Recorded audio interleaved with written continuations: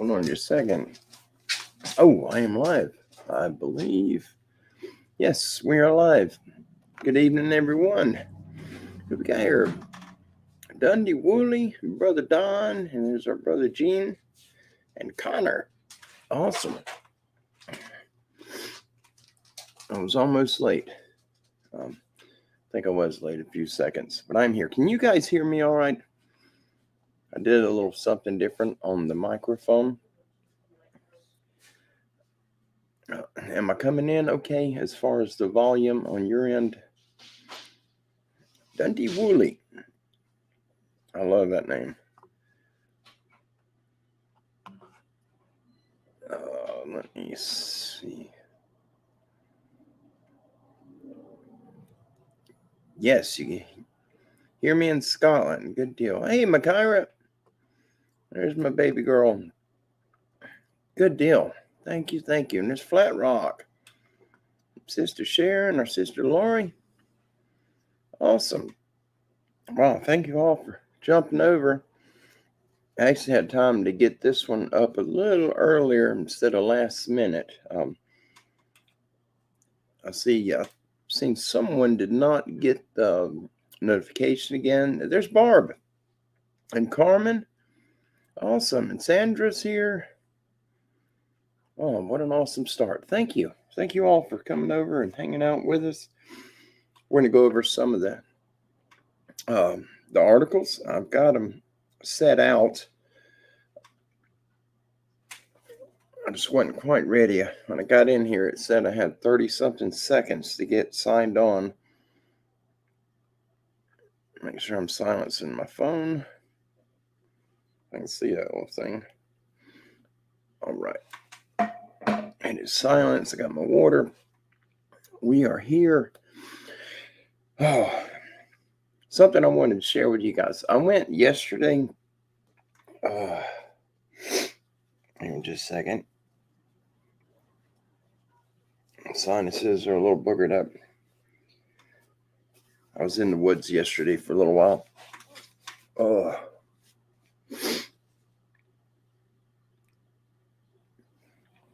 Connor, I don't know, buddy. If any of you guys know the answer, what Connor put in there, he's referring to a GoPro. If you record me, I'm going to put it up because we have a lot of people here that have GoPros. There's boots on the ground. And Scuba Lady, we are hooked up. Bigfoot and I was referring to the GoPros. If you do a video on Time Warp, is there a way to convert it to watch it as a normal video? That I don't know.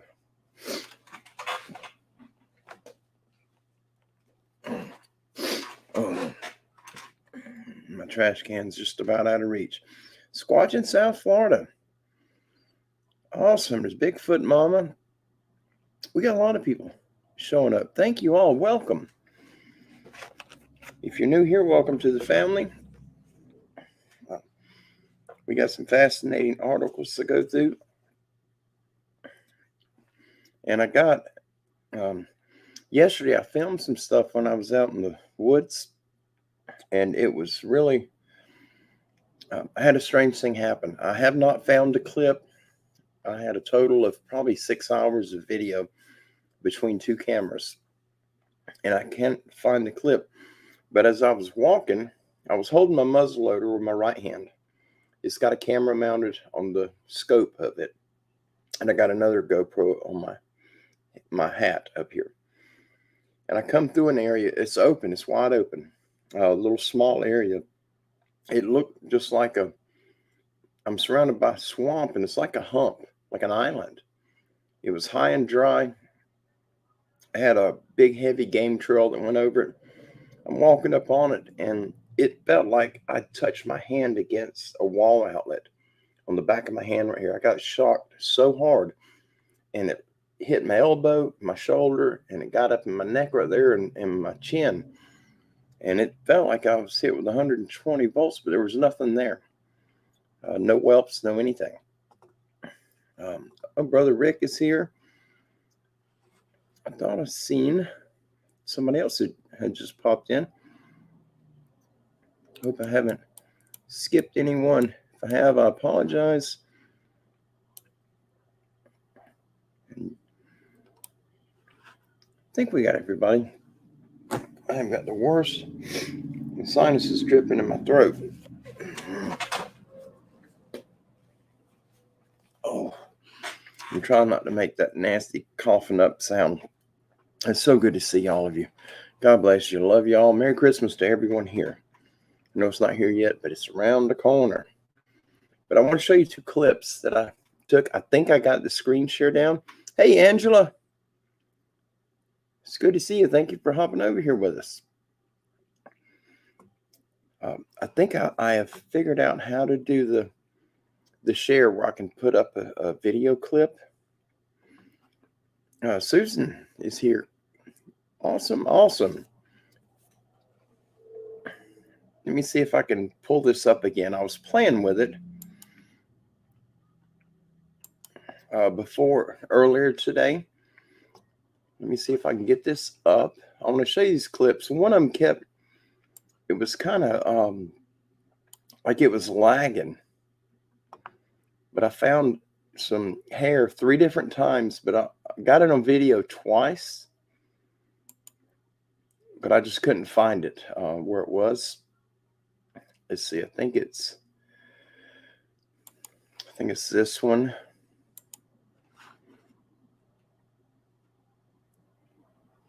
No.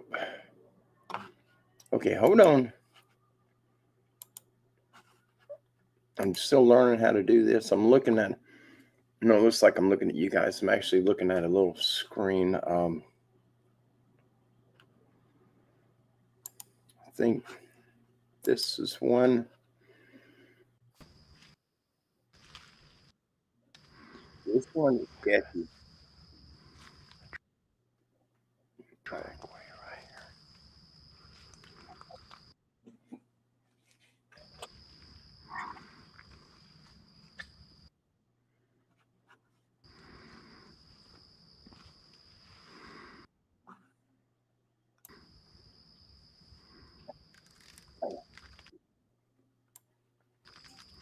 Look at the hair.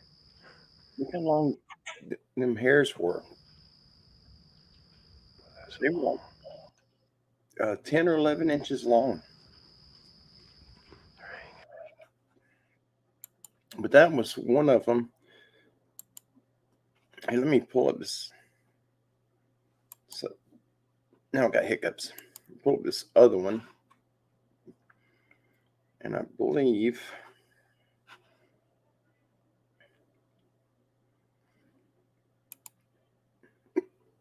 excuse me. Oh, these hiccups. But I'm going to stop it here. I've got to change the battery of the camera. There's a nice heavy game trail right there that goes out.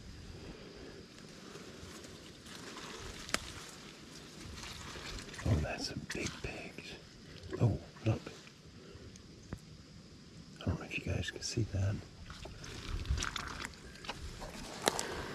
That's a bear footprint. I don't know if you guys can make out the print.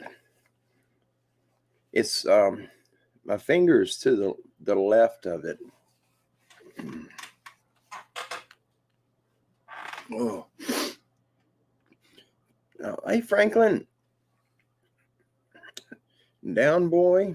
And there's Kathy. Awesome. I'm just showing a couple of clips that I recorded yesterday. This one had, I think it was 4 or 5 prints, but it was 2 different ones. One of them was small. One was real small. There's one there. There's one there. There's one over there.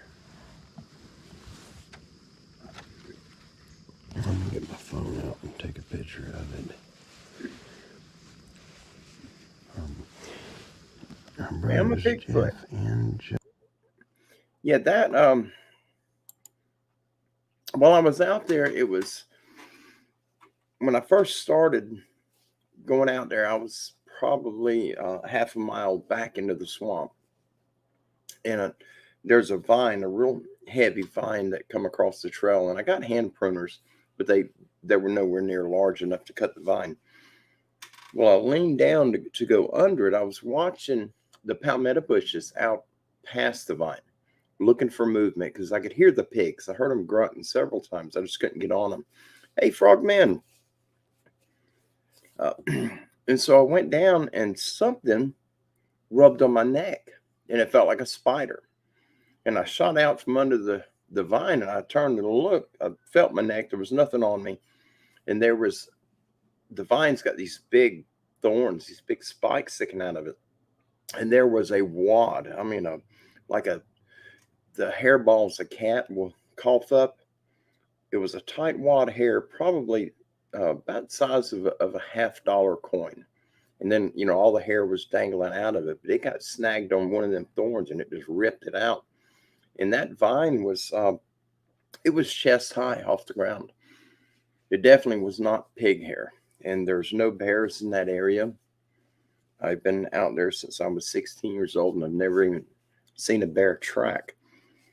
But I found that when I did film it, I was trying to find it on the video where I could share that little clip with you, and I haven't found it yet.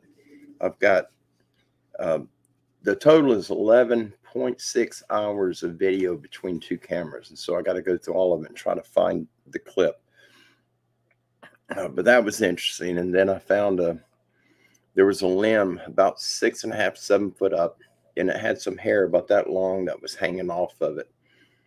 And when I went to pull it down, it was pulling the limb down. There was where the limb was broke, had a sharp splinter sticking out, and the hair was like looped over it. So I just slid it off when I realized how it was hooked up. Hey, Tracy. Well, welcome. It's good to see you. Good to see every one of you guys and gals. But I'm just playing around, trying to figure out how to do the screen share, because there's so much stuff that I come across that I would love to share with y'all, but I don't know how to do it. But I think I finally figured it out. All right, let's see. Where are we at? Oh, there's Hobbs. Awesome.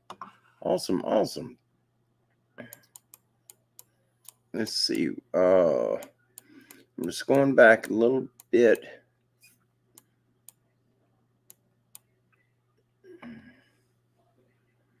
Oh, that was Down Boy. I don't know if y'all seen it. This is funny. I got to put this up. He says, all you believe this for attention. Y'all goofy, no cap. Y'all goofy, no cap. I got a cap. He must not be talking about me. If you don't have a cap, you goofy. That made my night. See, with people like that, you realize you're all right. We are okay.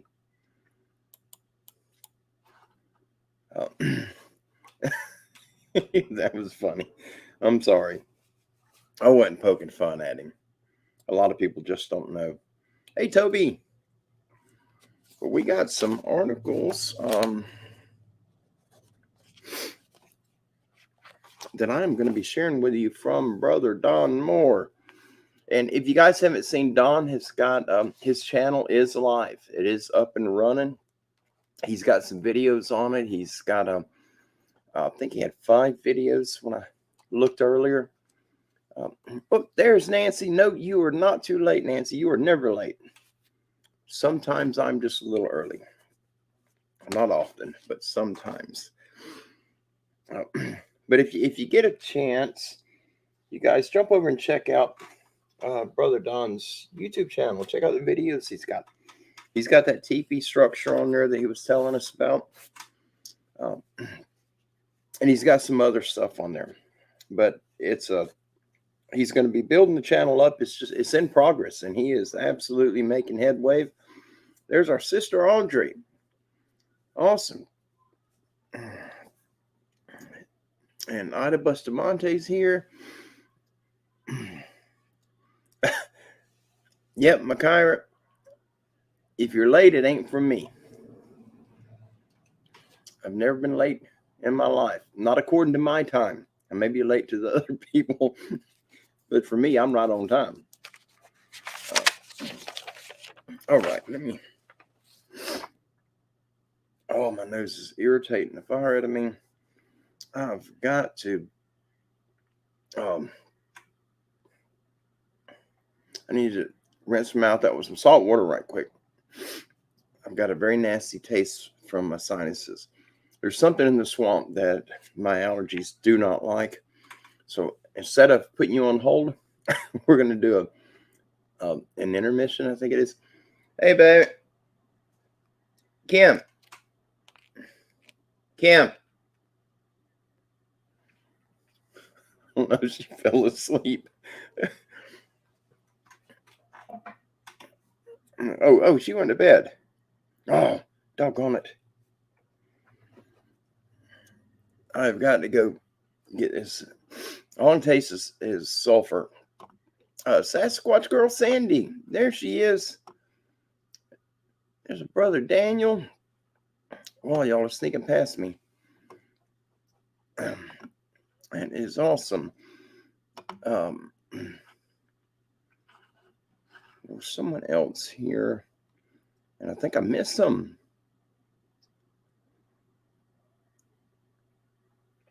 Yep, Flat Rock, you got it, brother. You know, you're doing something right when the enemy sends his minions to attack us. It's all good.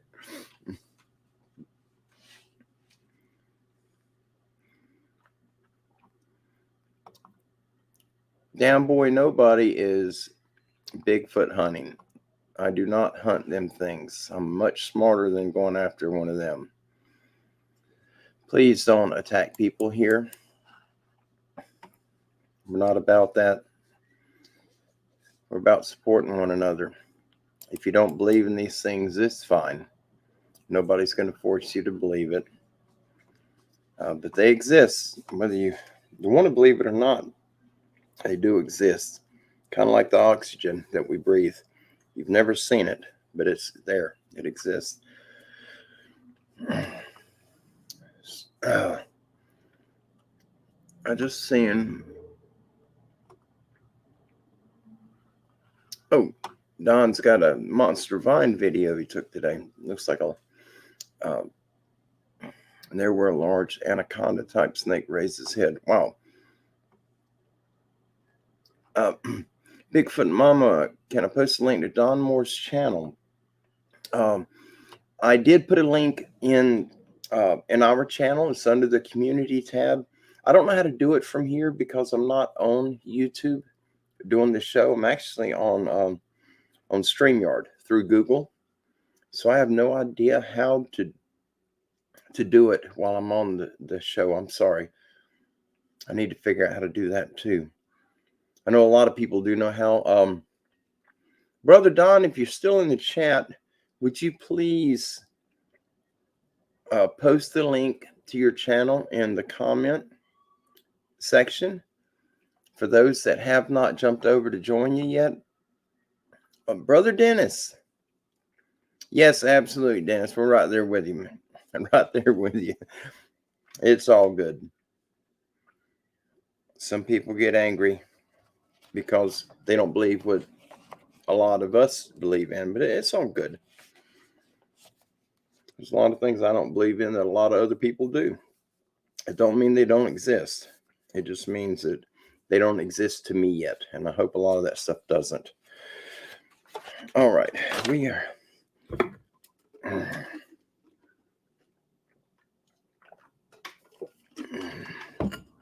Oh, that helps a little bit. All right. Make sure I've not missed nobody. We welcome everyone, even the ones that don't like us. It's fine. We're all children to the same God, the same Creator, and we all meet again in the end. So just be good to one another, and we'll be all right. We'll be on the right side. We're going to start with these. This is fairly long. It's not crazy long, but it's fairly long.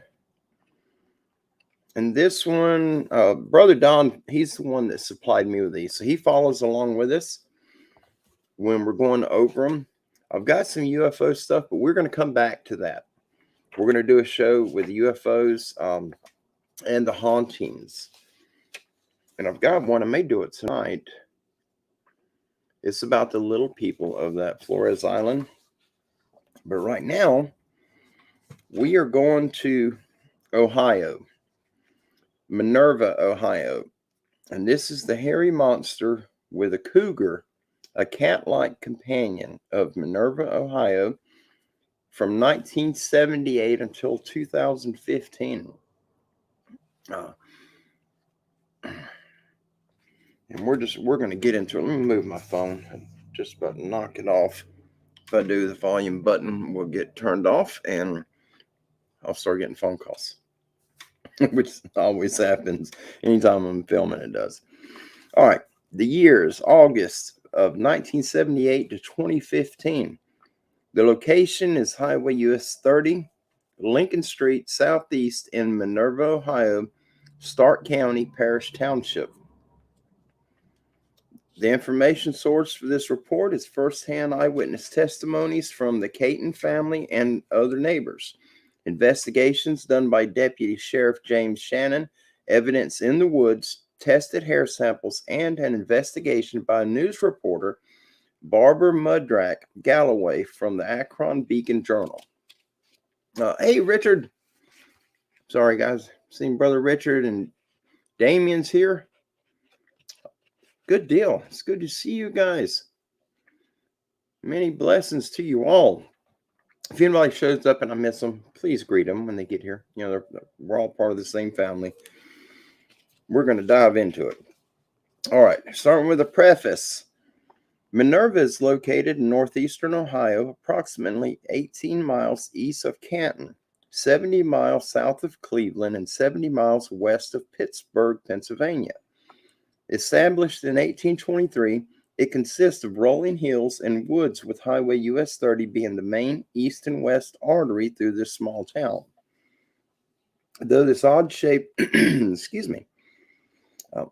though this odd-shaped 6 to 7 foot tall, 400 to 500 pound hairy monster was not identified as a Bigfoot at the time the encounter started in 78, all signs point to it most likely being one. The human type tracks, the muscular build of the creature, pelting of people and houses with rocks, looking in windows, large bedding locations, dogs with broken necks, beating on windows and sides of houses, howls and screeches, being seen near strip mines and in dumps, being seen crossing the road, chasing people, multiple creatures being seen, being mistaken for a prankster or a wild man, damage to houses, odd hair samples that could not be identified, and strangely disappeared after lab examination. Odd droppings, tunnels carved in thick brush, mostly nighttime occurrences, and a strong ammonia smell all point to Bigfoot activity. The weird thing about this creature is that it was reported to have its hands turned outward with its palms showing, short bowed legs, and reported many times to be traveling with cougars. What its connection with the cougars is remains a mystery, and especially so since the Ohio Fish and Game stated at the time that no cougars existed in Ohio. Occasionally, activity still goes on today, with a father and son sighting in 2011 in the woods and the Caton residence being visited with nighttime activity, like rock throwing, tree knocking, footprints, and window or house tapping as recently as 2015. Is it the same creature or other descendants of its tribe? Do the creatures use the strip mine to hide in? Is it a different cryptid? The mystery continues. First-hand eyewitness Hal Caton's testimony. Eyewitness and home resident Hal Caton take us back to the start of the encounters in 1978 and relates. My family bought the house in 64, and probably a couple of years after we moved in, we started hearing the noises and some mischief going on around the house.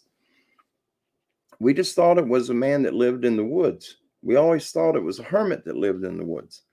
At the time, outside, we had an old garage. We had an old garage there, and we would always hear something behind the garage, and we thought it was just someone messing around. As time went on, everything got more and more active. Of course, I was living here at the time. My sister Vicky, she lived in another town at the time. Linda Jones lived in the trailer park, and my sister Rebecca lived in Canton. We were just all here because it was a weekend. We always got together on weekends as family. We always had rocks thrown and messing around, knocking on trees, howls, and screeches. My mom, myself, my sister, and my aunt were all sitting at the kitchen table, and at that time, instead of the French doors, we had three big windows there. And we're sitting here. My mom happened to look up and see this thing leaning down, looking into the window. Of course, it startled us. We were watching it, and it sat there for about a minute, maybe 2 minutes. Then it walked away. Well, we couldn't get out fast. We had to go out the front door. We walked around the back and looked around, and we saw it walking away off the top of the bank. We came back into the house maybe 10 or 15 minutes later, and next thing you know, we heard tapping on the side of the house and tapping on the windows and everything. Trying to get our attention. It wasn't harming nobody. Scott Patterson had a gun at that time. He pointed it at the creature. My mom told him, "Don't shoot. We don't want to hurt nobody." At that time, we still thought it was a man. So he pointed it at the creature, whatever you want to call it, and it just turned and walked away. Like it knew the gun was no threat to it. Like, I know you're not going to shoot me. So it just walked away. It stayed quiet for a couple of days, but then it started coming back around. When we first started seeing it, I would say it was between 6 and 7 feet tall, covered in hair. It still had facial features. It wasn't completely like a rag mop over the face. It had eyes you could see. But it probably weighed a good 400 or 500 pounds, maybe more, muscular, because it was not like a mop hanging from its arms. You could still see the muscular physique. It was a pretty good sized creature or being, whatever you want to call it. When the news reporter lady, Barbara Mudrack from the Beacon Journal, came down, she mainly talked to my mother and father at that time. I pretty much stayed out of it and let them do their talking. They explained what they had seen and heard. Barbara pretty much dealt with my mom and my dad. Jim, the deputy sheriff, and I became fairly good friends. He became fairly good friends with the family and everything. I remember Jim came down a lot. He was there a lot. Jim and his partner Sam, they were the first ones to investigate it. They would come down and they would go to the strip mine with us and look around and investigate to see what they could find. They found a bed right behind the house, approximately 12 feet around. They had one of their deputies come down and lay in it, and they said he looked like a baby lying in a king-size bed. And I think that was the same time they found the droppings and things like that. Jim and Sam were down there almost every night for a couple of weeks, even after hours, when they were off duty. They came down there with my parents and us. We used to have we used to have rocks thrown almost every night. It was just a game. We would throw rocks and they would throw rocks back. One night we were curious what would happen, so we started making a big X on the rocks and throw them up there. We would throw them up at the strip mine. A couple of minutes later, that same rock would come back down with that same marking on it, and it would be warm. It was just a game. But it was weird how that same rock would come back down to us with with the same markings on it. One night, one of our neighbor ladies was over here, and she had a set of glasses on. She wore glasses. She said, "If you're so smart, why don't you hit me between the eyes with a rock?" And it wasn't 30 seconds later, she got beamed right between the eyes with a rock, and it broke her glasses, and she had a big knot on her head. I'm sorry. We all thought that was funny, that someone threw a rock at her, but we never thought that a rock would hit her. We made games out of it. Something I did when I was younger. Okay, we got its attention. Let's see what we can do with it. We had rocks constantly. In the mid 70s and late 70s, that's when it really started getting active. And that's when all the publicity started coming around. We saw it walking on the banks out there. And like I said, we thought it was just a guy messing around out there. So one night, it was messing around and it was really bothersome, like it wanted attention. So my brother and myself and two or three of my friends chased this thing down. And this was 1978. We got it on the other side of the strip mine bank and jumped on it, thinking it was just a man messing around. It threw the five of us off it like it was just a guy wrestling around with five kids and just threw them off his back. It did bite my brother, and he had teeth marks 3 or 3.5 inches diameter on his back, and they took pictures of it. It ran down the bank and jumped over the side, and that was it for the night. I mean, some brave guys. The dog we had at the time was a German Shepherd. When we got her, she was the guard dog. We got her off the neighbor. When he fed her, he had to hold a stick because she was mean, and for some reason, he gave her to my dad. My dad brought her over here, and it wasn't within 48 hours she was just as calm and gentle as could be. This thing was messing around, and the dog dug a big tunnel 5 or 6 feet deep, and that's where the dog would sleep at night. Whether this thing liked barking dogs or not, I don't know. But we woke up one night and the dog was still in the pit. And the next morning, the dog was lying up on the ground with its neck broke, still on its chain where it had plenty of room so it wouldn't have choked itself. It was just lying there dead with his neck broke. There's several people in the trailer park that saw it. There's one gentleman that lived down there at the time, and it was in the same duration that this was going on. It was the same duration that this was going on here heavily, and it came down and beat on the window of his trailer. I'm assuming the sheriff and everybody talked to him like they talked to me. What they did with this report, I don't know, but he reported it a few times. In fact, a few people reported there were mishaps going on down there also. Every time this thing was around, we always seen a cat. And it always looked like a cougar. According to the Fish and Game, cougars don't exist in Ohio. Well, they did. They can't tell me that they didn't because I know what a cougar looks like. I always did know one. Every time this thing was around, there would always be a cat with it. What the sequence was or what the connection was with them, I have no idea. It always looked like cougars were with it. We still see the footprints, get the knocking on the trees, the house and windows and everything. It's never tried to break into my house, never threatened anybody. It pretty much knocks on the house to say, hey, I'm still here.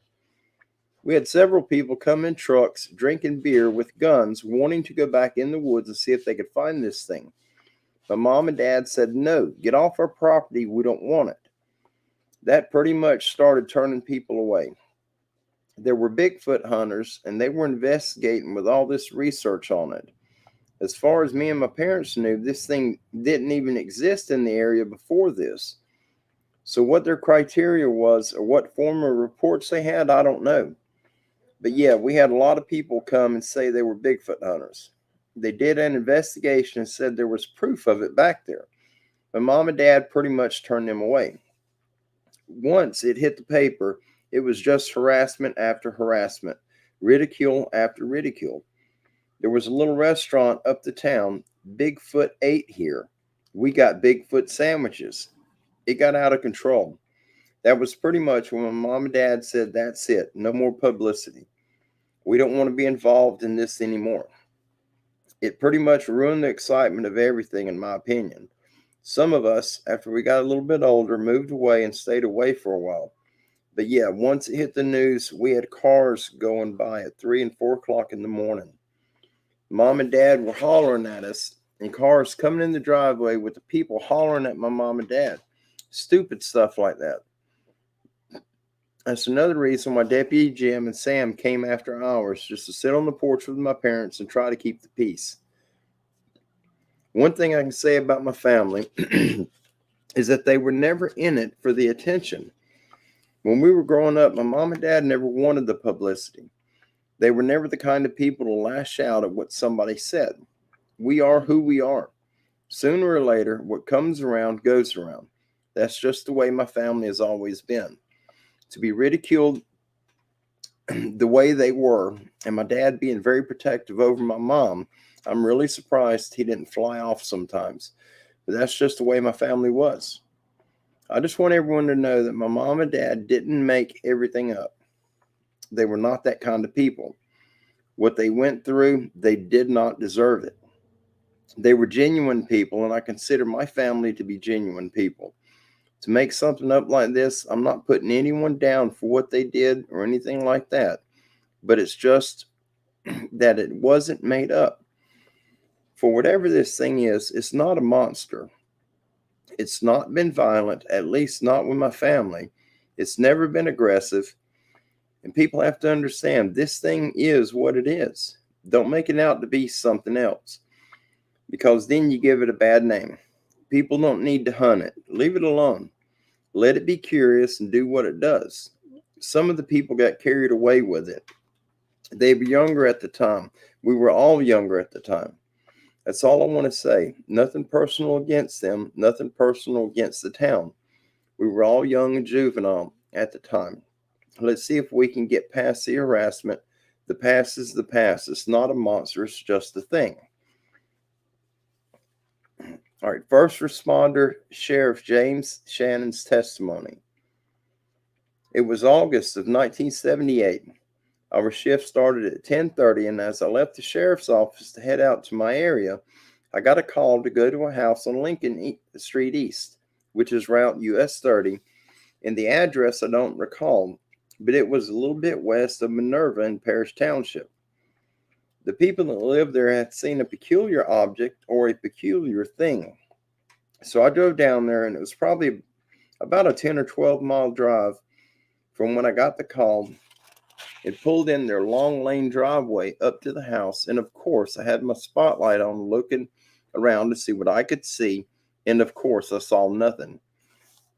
When I got out of the car, the people that lived there were waiting on me at the door. And when I got out of the car, a pretty strong ammonia smell was the first thing I noticed. I thought how peculiar that was, but put it aside for the moment and met the people at the house who were obviously distressed. They were really distressed.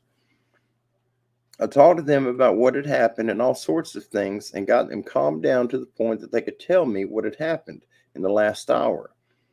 What they described to me was hearing rocks or something hit the roof of their house. One of them saw a large hairy object up against their house.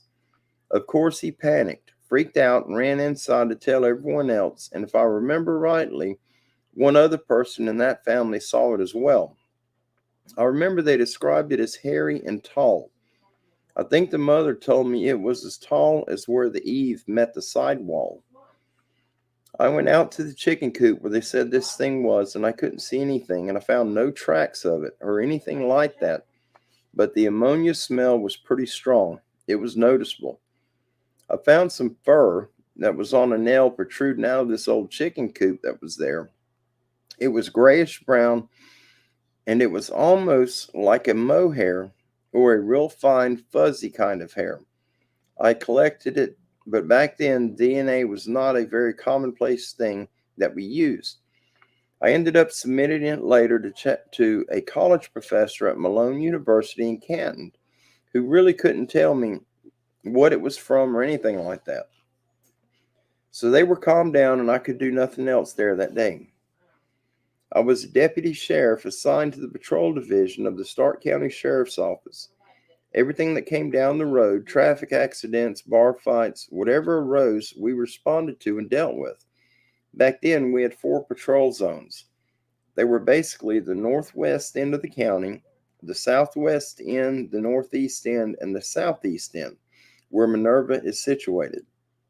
On the night in question, I was assigned to the southeast end, Parish Township, East Canton. There's a number of small little villages out that way, more or less farming and agricultural areas. So the following morning, when the sun came up, a couple of us took our 4-wheel drive Jeeps and went back down through there. Behind these folks' house was a strip mine, and they tried to rehab it, but it still had a lot of junk in it and all sorts of things. So we went down there, and it was a nice day, and we spent a couple hours looking around and found nothing. In the daylight search behind their house, I found a bone, an old bone. We took it anyway and submitted it to Malone College, and they determined it was a jawbone of a cow. That pretty much ended my involvement with that case, then and there for that period of time. Someone traveling on Route 30 during that same period of time, the summer of 1978, had also seen this creature run across the highway in front of them, but never reported it because of the nobody would believe me kind of thing. Of course, it made a lot of news, not only regionally, but beyond. It drew a lot of people who had an interest in Bigfoot. The only thing I remember is going down there. A shift change had happened, and I was working down there 2:30 in the afternoon to 10:30 at night. I remember going down there one time when the road was blocked. It was a 2-lane road, and so many people had parked partially on the roadway, which was creating a hazard. I might have run off a few. I don't know how many times we were called down there, how many times the other deputies were called down there. The local newspaper did a number of continuing stories on it. I remember reading some where people from all over the country had descended on the community looking for this Bigfoot. My involvement was only 2 times. Everyone played up to this in the small village of Minerva. A lot of the businesses use this to draw customers in. For example, a car wash said Bigfoot washed here on the marquee, using funny sayings. I felt bad for the Catons because they reported this, and I don't think everyone believed them. I think a lot did. I believe them. There are a lot of people all over the world that disbelieve this. There was no doubt in my mind then or today that those folks saw something, no question in my mind. No booze was involved. I didn't go in and ask, "What are you drinking tonight?" In conversation, you could tell they were not. I know they saw something. What they saw was the question. What they saw terrified them and frightened them to no end. I was there that night, the better part of a couple of hours, talking to them and reassuring them that everything would be okay. I know they saw something. When we got back out the following morning, 5 of us being on that shift, I told them what had happened, and they genuinely believed it and wanted to see if we could find anything. Whether anyone believed Bigfoot existed, no one ever said. We moved on from it then. There was no talk of disbelieving the people. I read about it, not going into an exhaustive research, but I read a little bit about it because I was curious too. When you see a family that terrified, there's something to that. Yes, I was interested in it. Could it have happened there? It's quite possible. I don't know if I'm a believer, but I know what I saw that night, what I smelled that night, and the shape those people were in when I got there. Something happened. All right, and it's got some photographs with it. I want to show you guys. Oh, let me get this thing open. I'm going to show you all the photographs. Okay. Let's see. I'll make sure this is the right one. Front view of the Caton residence where the hairy monster and cat-like companions visited almost nightly in Minerva, Ohio. I can't see where I'm at. There we are. Get a little closer.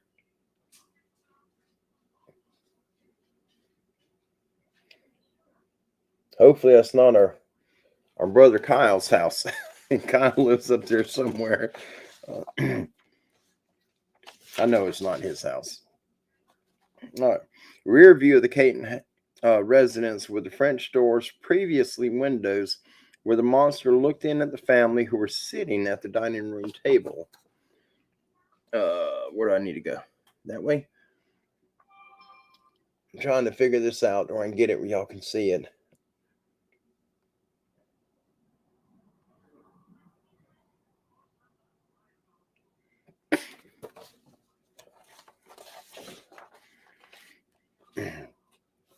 The ridge in the rear and up above the Caton residence where the monster was seen fleeing many times by the family after it had tapped on the house and windows.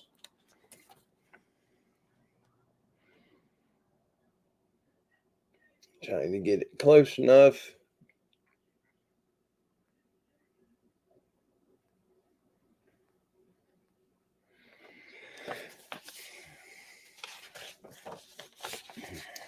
And this is the official police report filed the next morning after the first night the Caton family called the police. That's cool. The actual police report.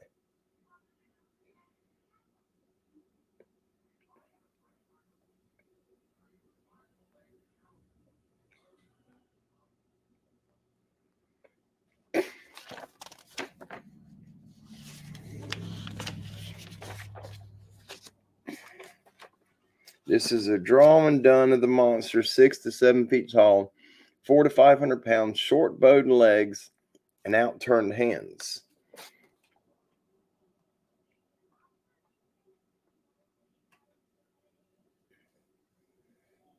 I got it up high. Oh, I got it too close. I'm sorry. Whoop.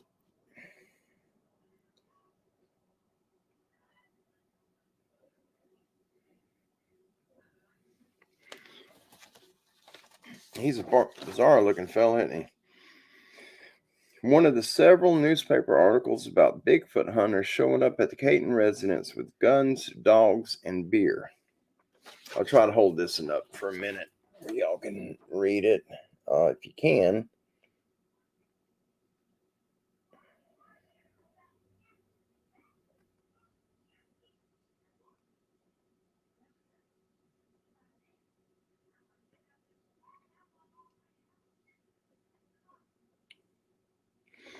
Let me see. It's kind of. I'll try to read that little bit to you. So you ain't got to go back and pause this video tomorrow and see it. In Minerva, it was shortly before dark when the 5 strangers in a van stopped in front of Herbert and Evelyn Caton's home on Ohio 30 in Parrish Township, armed with cases of beer, shotguns, and a trained killer Doberman. The young men said they had traveled from Akron to search for a big hairy creature that is becoming the biggest tourist attraction in the village. Bigfoot, the name given to a human-like hair-covered creature that is periodically reported being sighted in the western states. We never said it was, said Vicky Keck, Canton's 26-year-old daughter. In fact, none of the family knew what Bigfoot was before last week, when others told them about it, she said. Rather, witnesses called the creature, they said, the big hairy thing, for lack of a better term. You can't put a label on something when you don't know what it is, Miss Keek said. Miss Canton said cars had lined both sides of the road. That's all I can read on it. It's cut off, but that's interesting. That's really interesting. I certainly appreciate you sending that, Brother Don. Thank you. That was good. I definitely enjoyed that one. I'm going to pull this out so I don't get it mixed up with our other. I try to keep the red ones separated from the unread ones.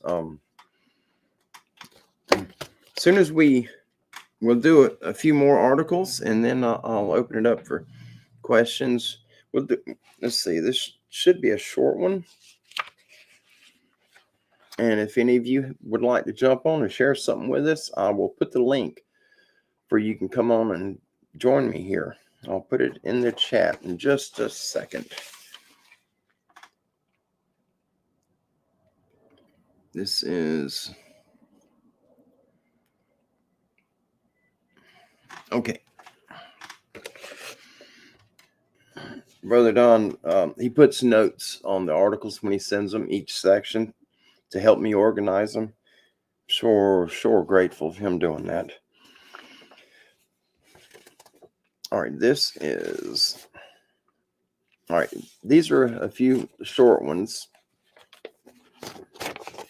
Make sure I haven't missed nobody yet.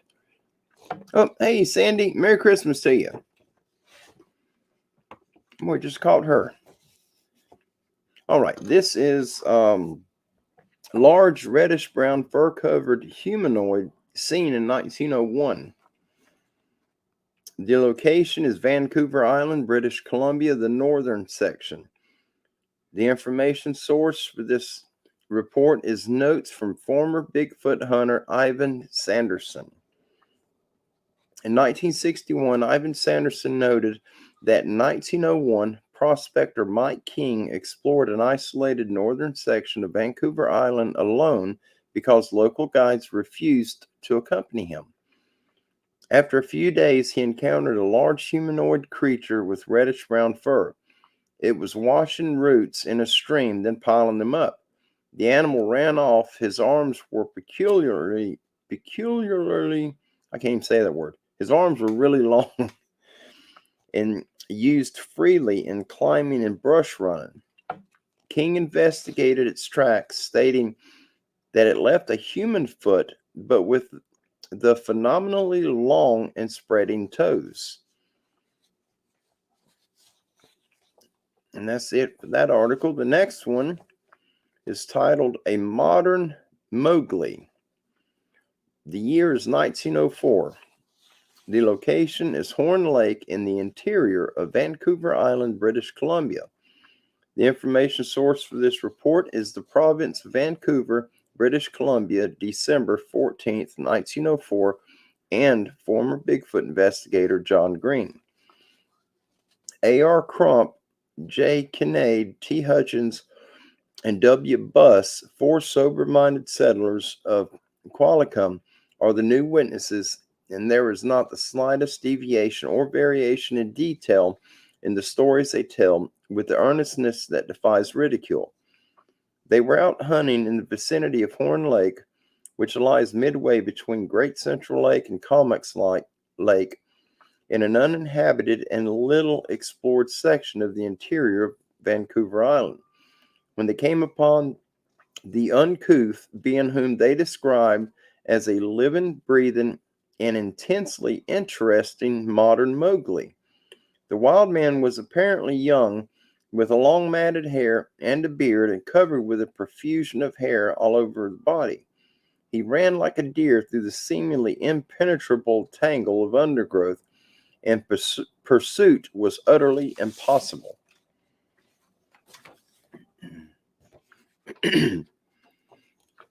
All right, this one is titled Shrieking Mowgli Frightens People, 1905. The location is near Cumberland, British Columbia, Canada. The information source for this article is the Daily Bulletin of Van Wert, Ohio, October 28, 1905. British Columbia Mowglis. Tribe of wild men roaming woods and frightening people. James Johnson, a rancher living near Comox, 7 miles from Cumberland, British Columbia, reports several Mowglis or wild men who have been seen in that neighborhood by ranchers, says a Nanaimo, British Columbia correspondent of the San Francisco Call. Johnson asserts that they were performing what seemed to be sort of Sundance on the sand. One of them caught a glimpse of Johnson, who was viewing the proceedings from behind a big log. The Mowglis disappeared as if by magic into a big cave. Thomas Kincaid, a rancher living near French Creek while bicycling from Cumberland, also reports seeing a Mowgli, whom he describes as a powerfully built man, more than 6 feet in height and covered with long black hair. The wild man, upon seeing Kincaid, uttered a shriek and disappeared into the woods. Upon arriving home, Kincaid wrote the government agent Bray of Nanaimo, inquiring if it would be lawful to shoot the Mowgli, as he was terrorizing that vicinity. The government agent replied that there was no law permitting such an act. It is reported that on a recent hunting expedition up the Qualicum River, an Indian saw Mowgli and, mistaking him for a bear, shot at and wounded him. During the past month, no less than 11 persons coming to Nanaimo from Cumberland have seen the wild men. Parties have been organized and every effort is being made to capture the Mowglis. That's crazy.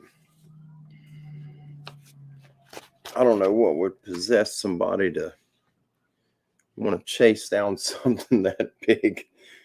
Well, let's see. Who we got? Oh, Jamie's here. Awesome. I didn't see you come in, Jamie. But welcome, welcome, welcome. I'm just jumping up a little bit and make sure we haven't missed anybody. Oh, there's Harold. Yep, Harold, it's been raining all day here. And it's supposed to rain tomorrow also.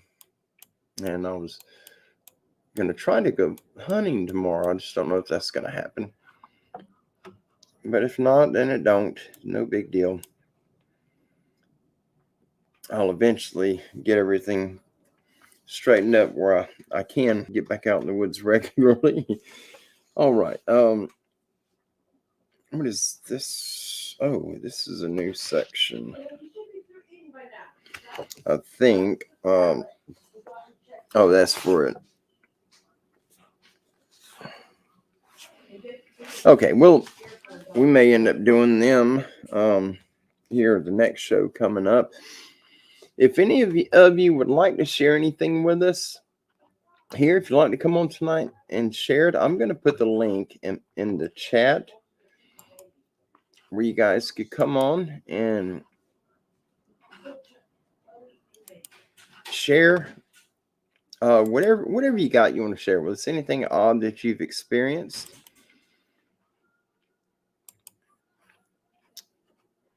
All right, there it is. And if you click that link, if you have not been on StreamYard, it'll bring you to a section. You have a little window, and you'll see yourself on it. And right below it, it'll have camera and microphone. And you may have to click those to turn them on to give StreamYard permission to use them. Some people don't have to do that. I did not have to do it with that old laptop, but I did have to do it with this computer. And I have to do it with my phone. But once you check your microphone, right to the right side of the little window where you can see yourself, there's a vertical green bar, and just say something, and you should see the little green thing jump up and down. That's showing you your microphone's working. And once it's working, just below the window, it'll say display name. Now, that's the name, like where you see my name at the bottom of the screen down here. That's the name that's going to show up on the screen. So if you don't want your real name to show up, don't put your real name in that box. If you have a YouTube channel or a YouTube name you'd rather use, just put that name on it. Hey, Jeff. Jeff, I am in the panhandle of Florida. I'm northeast of Panama City. Hey, buddy. But if any of you would like to come on and share anything with us that you've encountered or experienced, if you just want to say hello to everyone, I did put the link in the chat. Let's see, I'll put it in again. I think it's, yeah, okay. I put it in one more time. And if you do decide to come on to share something with us, just please watch the language. That's all I ask. If you'd like to share something, but you don't want your face to be shown, when you click the link, when it takes you to where you see the little window where you're at, just turn the camera. There's an icon for camera and one for microphone. Click the icon for the camera and turn it off, and all you'll see is a little logo will be in place of you on the screen. We won't be able to see you. Hey, Gene. Gene is here also. Brother Jeff is from West Virginia. That is awesome. We got a few people in here from Virginia or West Virginia, or both, I think. That is awesome. I would love. West Virginia is actually one that was in our crosshairs for where we want to eventually end up. It is so pretty up there.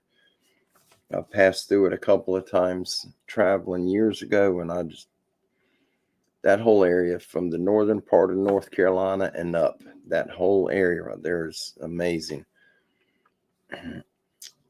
Lori Stevens, greetings from cool Colorado. Yes, I do believe it's cool up there. Welcome, Lori. It's good to have you. Absolutely. Let me see if I can. There's a bunch more articles here. There is. Oh, I think everybody's familiar with this one. I believe. Oh, Brother Don included a picture of this one too. Do you guys remember the article about the wild boy that was called in Russia, Jojo? What they named him Jojo.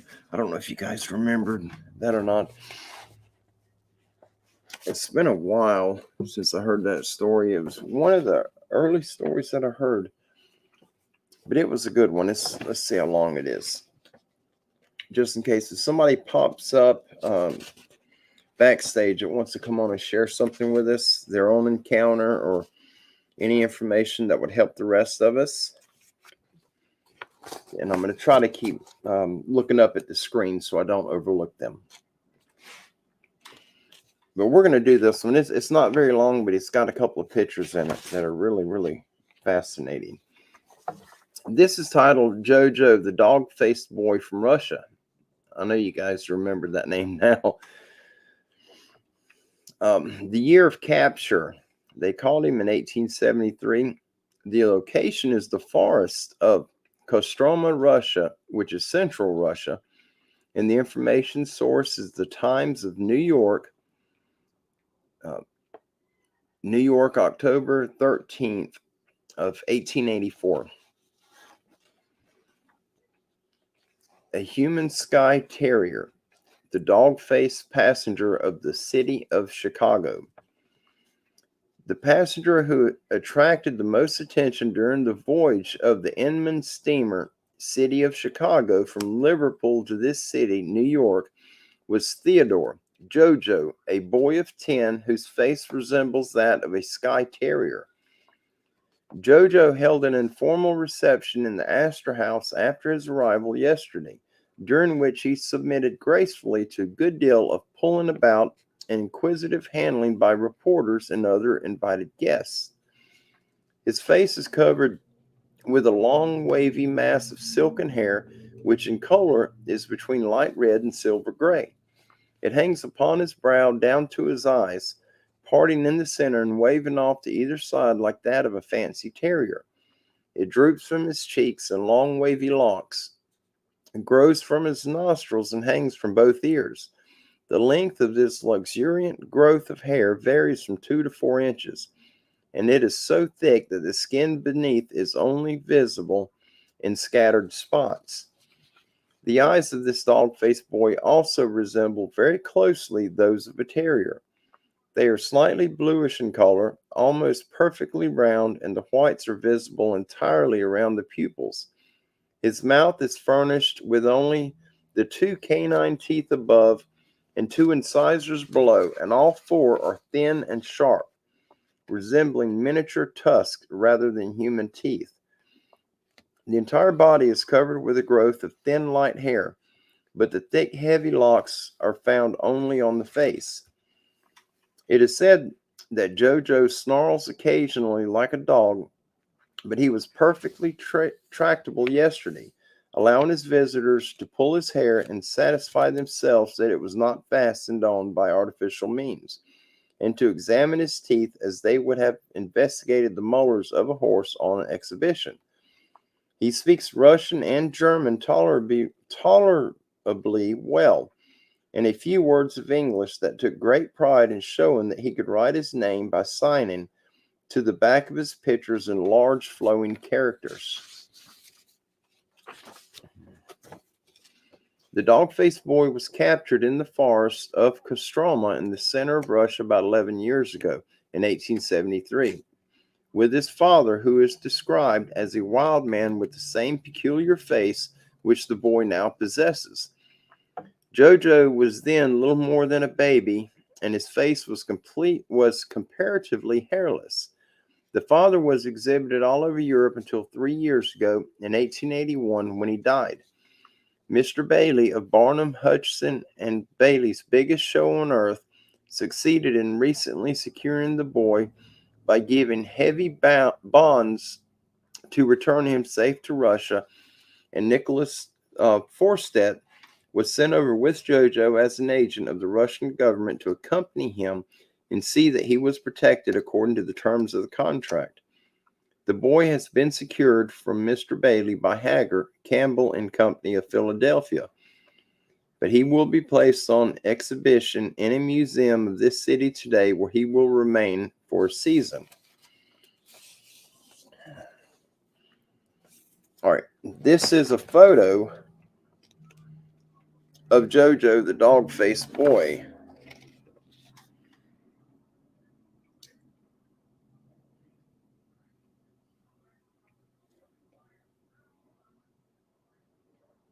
That's a wild-looking guy right there, isn't it?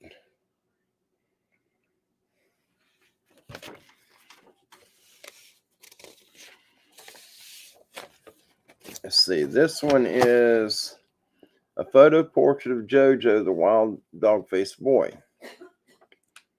That is fascinating.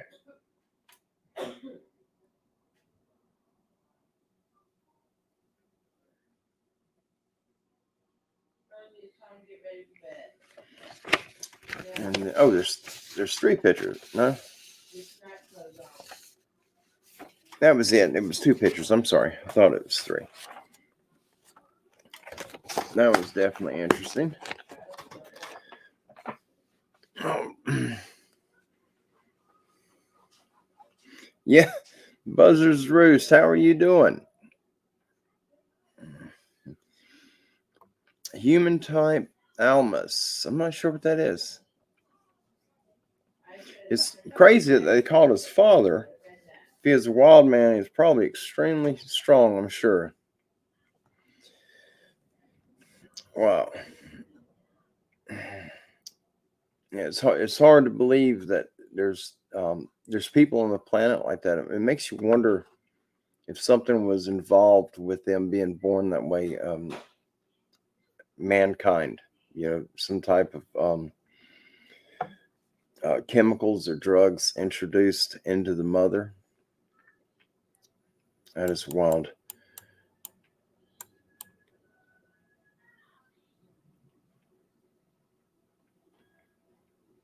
I'm making sure. I don't think I missed anyone. I hope not. Don says more human than Bigfoot types in Russia. That's wild. I did not know that. I was unaware of that.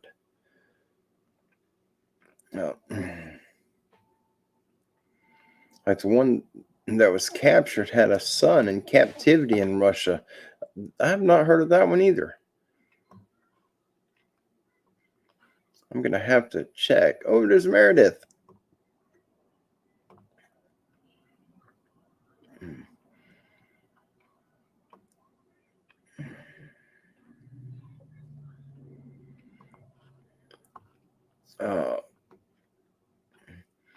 Meredith, just seen your. I'm going to put this on screen for you all. Y'all know who Meredith is. Her husband was in the hospital. I guess he's still in the hospital. So please keep Meredith and Anthony, keep them in your prayers, and prayers for the rest of their family. They're going through a rough time, and it's hard. Any family to lose somebody is hard. We'll absolutely be praying for you, our sister Meredith. We love you. And we'll keep the prayers going, definitely.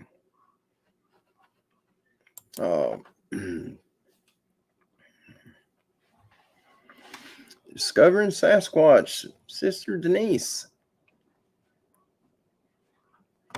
Oh, I'm going to throw that up. I assume Denise just put that up. Look up Dr. Igor Burstev and the Almasty. He's been studying for about 40 years. I've not heard of that either.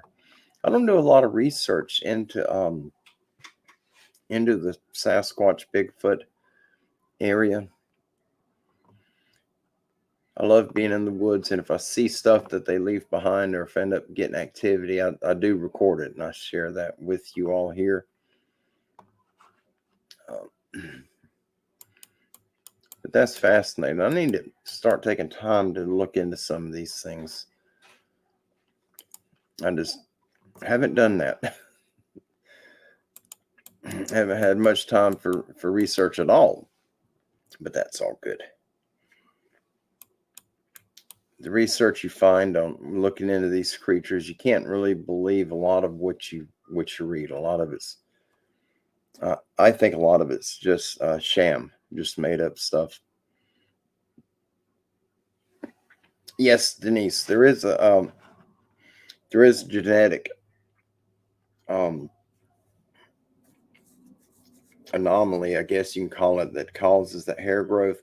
They had that little boy in Mexico, I believe, a few years back, that was just, his whole body's covered in hair. He looked like a bear, and he was a little bitty boy. And I don't know if he's still alive. I hope he is. It's always the kids that deal with it.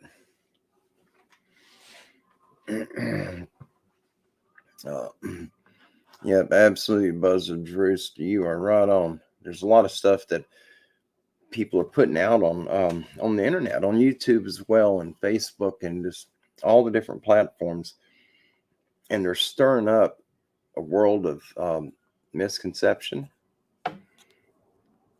And it's a shame that a lot of people fall for it and they believe it. And if you don't know any better, you're not to blame the person falling for it. It's the people putting this stuff out. But if you get Facebook or YouTube, any of these platforms involved with doing any type of fact checking, you really can't fact check when it comes to this topic and these creatures. They would rather fact check anybody doing anything. If you're putting out any truth at all, they're going to do what they can to shut you down. And it's best to be quiet, be kind of on the back porch instead of up front under the spotlight.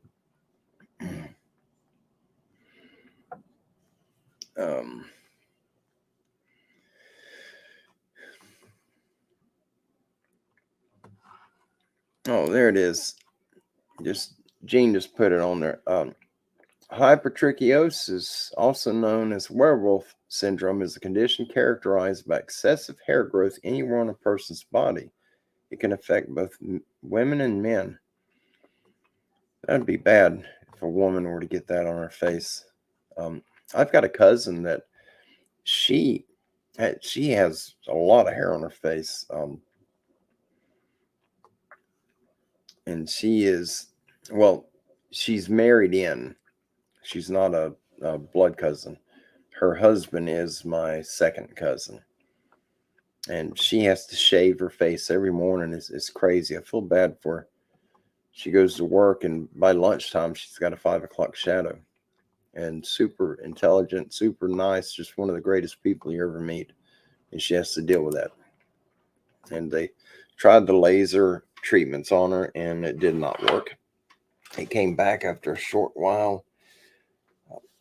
I just realized I was going to show you guys the pictures of the footprints that I found out in the swamp yesterday. I got an app that I use, the GPS app. When I leave my vehicle, it's got an option to trace, and I click trace because going out, there's no trails in these areas that I go except for the main trail coming in. And where I go back in these areas, the only trails are game trails from the animals. And it's very easy to get turned around. You get in the swamp, the moss grows on all sides of the tree. It's not just on one side. And so I use that trace feature. And when I get back, it'll show a line on my phone. It'll show me a satellite view of the area and a line of exactly where I went. It traces it out. And yesterday I was 6,640 yards into the swamp from my vehicle, and that's where I found them footprints. I was way back there, and I didn't see any boot prints of no spent shotgun shells from people hunting squirrels, or I seen nothing back there at all that would have been left by a human. The only boot prints there were mine, and that was coming out. I did a big circle. I went in a way that I'm familiar with, but coming out, I went a way that I've never been. And that's when I got shocked. Something shocked me on the hand. I don't know what it was, but when I was coming out, I had a muzzle loader in my right hand, and I got a camera mounted on the scope, a GoPro, and I had one on my head. I think both of them were running. But I come on this out in the middle of the swamp. It's all water, and there's this hump of land, just probably 30 feet by 30 feet.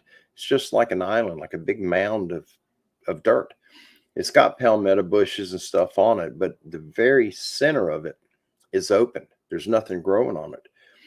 And a limb had fell, not a big limb, it's probably that big around, 7 or 8 foot long, was laying across the center of that little bald area. And as soon as I stepped over it, I got shocked on the back of my hand, and I heard it. It was really loud. It wasn't static, but it was similar to the sound of static. And it shocked me so hard, it locked up my elbow, my shoulder. I felt it in my neck, my jaw, and my chin. But I almost threw or let go of the muzzle loader. And that thing was loaded, and it had my camera on the top of it. I'm glad I did, and I was able to catch it before it actually left my grip, but it knocked the tar out of me. And I have no idea what that was. The game trail came out of the swamp and went up on that hump, but where that bald spot was on the center, the trail went around it and then continued. It should have went straight over it, but it didn't. They went out of the way and went around that bald area, and they went through the thick palmettos and all that other mess. And it didn't dawn on me as something strange until I got shocked and I got past it. And that really spooked me. But I've got it on video. I just got to find it. I've got a total of 11 hours on video that I've got to go through to find it. That's where the 2 clips came from that I shared with you guys and gals earlier.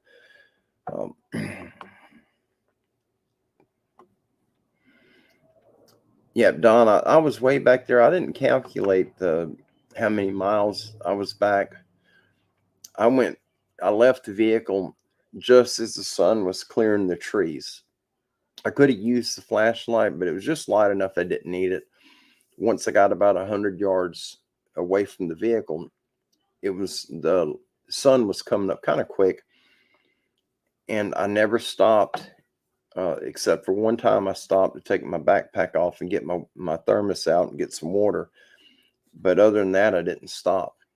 And I didn't make it back to the truck till almost 3:30. It was really late, and I had to cross a canal, a little slough back there, and it was way too deep to walk across. And there was a tree that was growing at an angle up over it, but it turned toward the sky like 4 foot shy of the other bank, and there was a log sticking out of the ground right there, not under it, but close. And I tried to slide down and kind of hop over on that log, and that one got me. I got bruised up.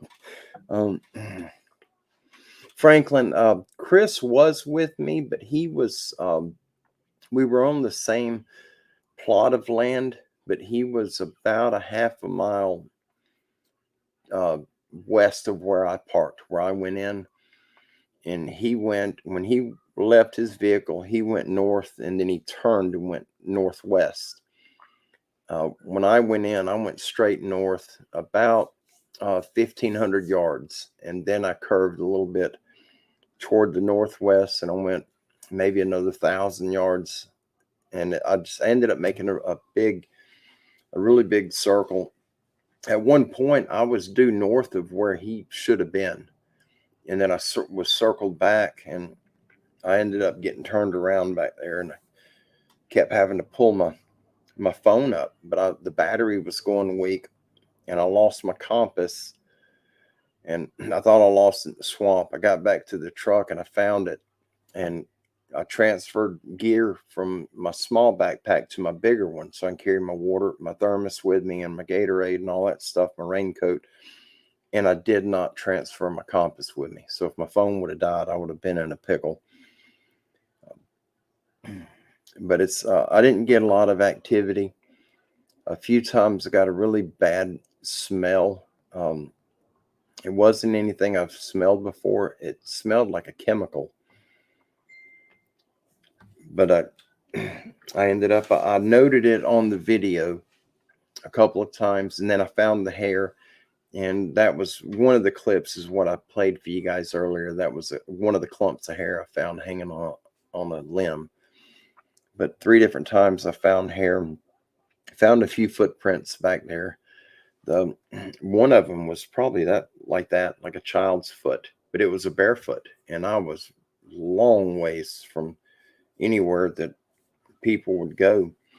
And the other 2 tracks were probably around a size 10 and a size 8, if I were to guess. They were smaller than mine. Oh, hey, Brother Pappy, you made it. What an awesome night. We are almost complete.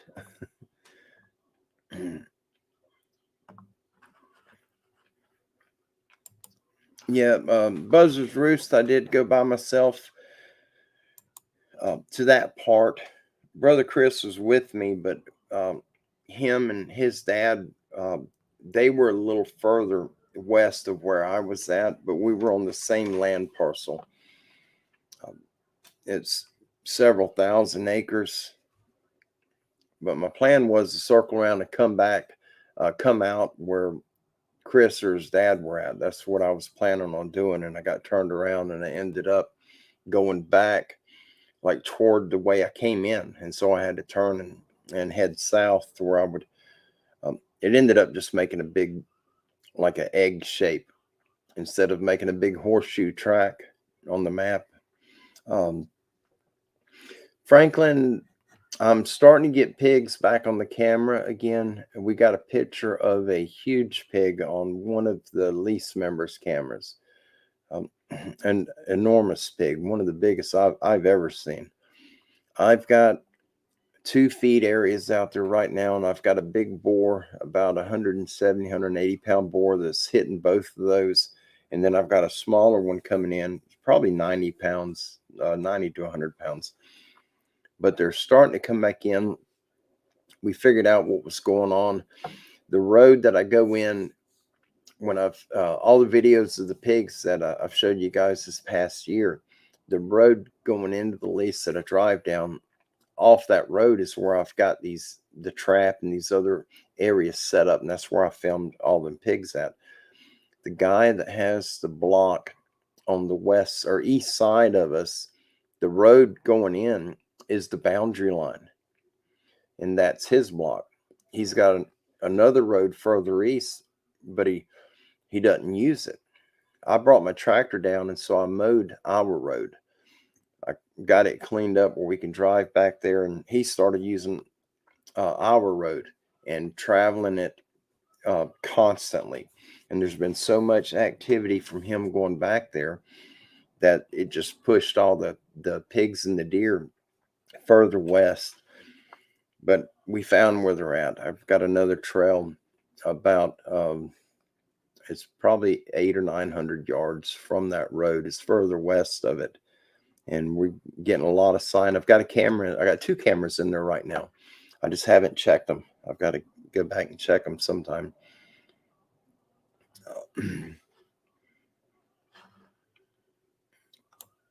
Oh, the comments froze. There we go.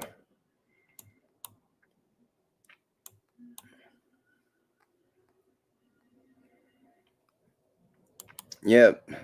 Buzzard's Roost, you're right, brother. I definitely know better. I had no intention. I don't normally get turned around like that. What was so crazy is I knew where I was. I knew exactly where I was in my mind.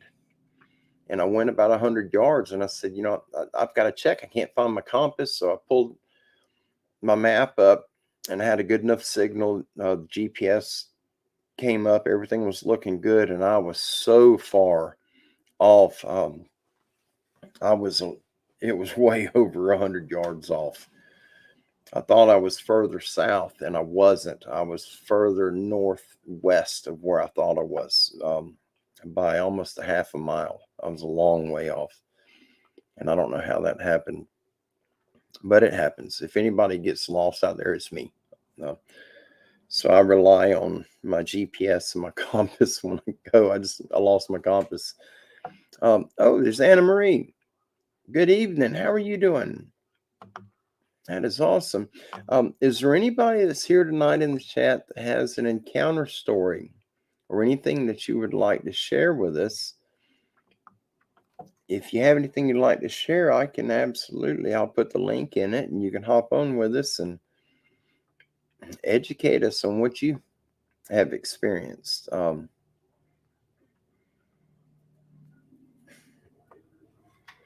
Yeah, you're absolutely right, though. I walk through the valley of the shadow of death. Absolutely. And them things do scare me. I don't want to be around them at all.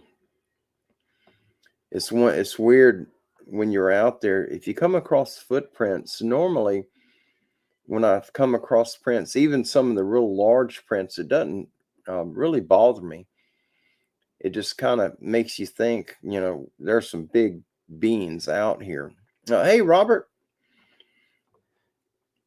But I came across, it literally looked like a man. This was last year or year before, but it looked like a man walked through the swamp, and he stopped, and he stood there like he was, like his feet were doing this number, like he was just kind of smashing the ground down.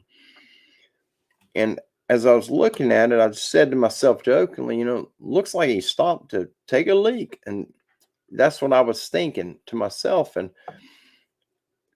not 2 feet in front of the tracks, there is a beat down spot where I believe he stopped and relieved himself right there. And that's when I got nervous, because I could smell it.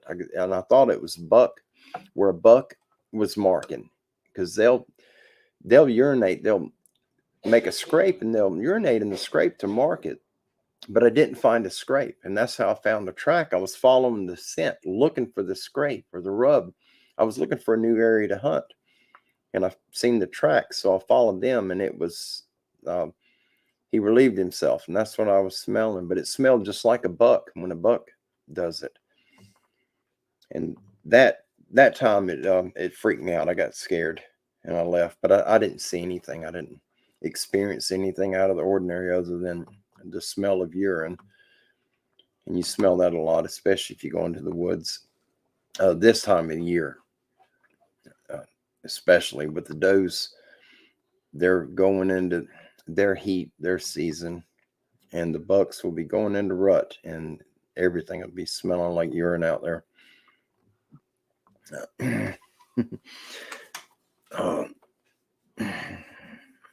Really cold here and snowing in Ontario, Canada. Wow. I haven't seen snow in so long. Damon, did you send the screenshots to the Yahoo email? I ended up, the Outlook email, I was losing more emails than I was actually getting. I had so many of you guys and gals and other people emailed me, and I wasn't getting any of them. And so I changed the email to the Standing Goats Rescue at yahoo.com, and I get everything on that one. I don't know what that is. Dropbox. I don't have no Dropbox. You did? Okay. It may have went to the spam folder. I can't never remember to check that. I will absolutely check that tomorrow. Now, when I pull these up, did you want me to share them on the community tab on the channel, or do you want me to share them when we do the next show? I don't have I just set this computer up, I think yesterday or day before. And so I have not set up my Yahoo Mail on here at all. I use my phone for everything because I'm always gone. I don't even know where I put it. There it is. Okay, thank you. Damien says yes. Yes, I can. Good deal. I don't know how I can show them. I don't know how to put them on here. I do everything from my phone, so I don't know how to send them from my phone to the computer.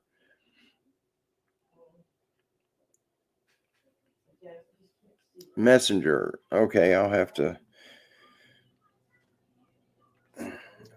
I very rarely use the Facebook thing.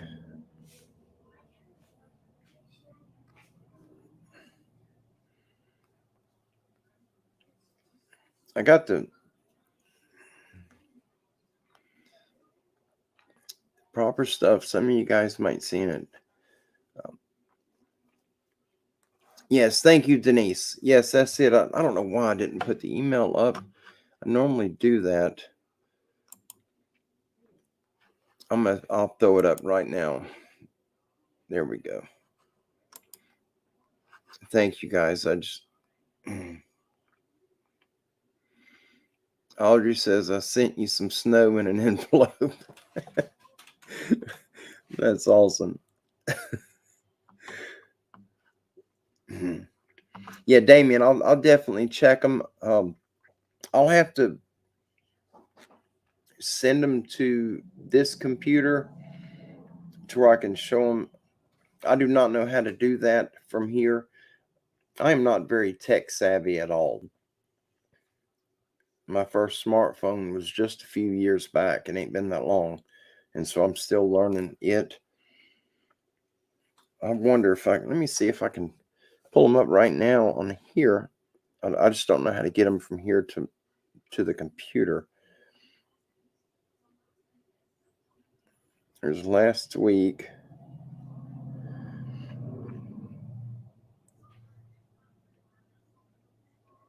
Oh, Flat Rock, I got your email.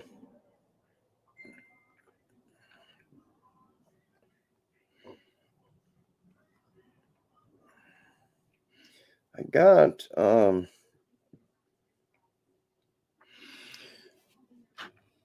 where's Damien? Damien is the email address you sent. Does it end in Messenger? Huh? He's sending something on Messenger. Oh, okay. Have that thing open for rescues only. Okay, that on the messenger, Damien, Kim just told me that she got it on the Standing Goats Rescue, the Facebook. That's what we use just for the goats for the rescue. I don't have anything to do with that. My wife does the Facebook Standing Goats Rescue. I have an email, a regular email. I don't use it much. I'll tell you the name of it now. I got it. I'm going to pull it up right now. Okay, this is my, I think. All right, this is my regular email. If I can get it, no, where's the light hitting it from? Yeah, that's my email right there. Don Miller.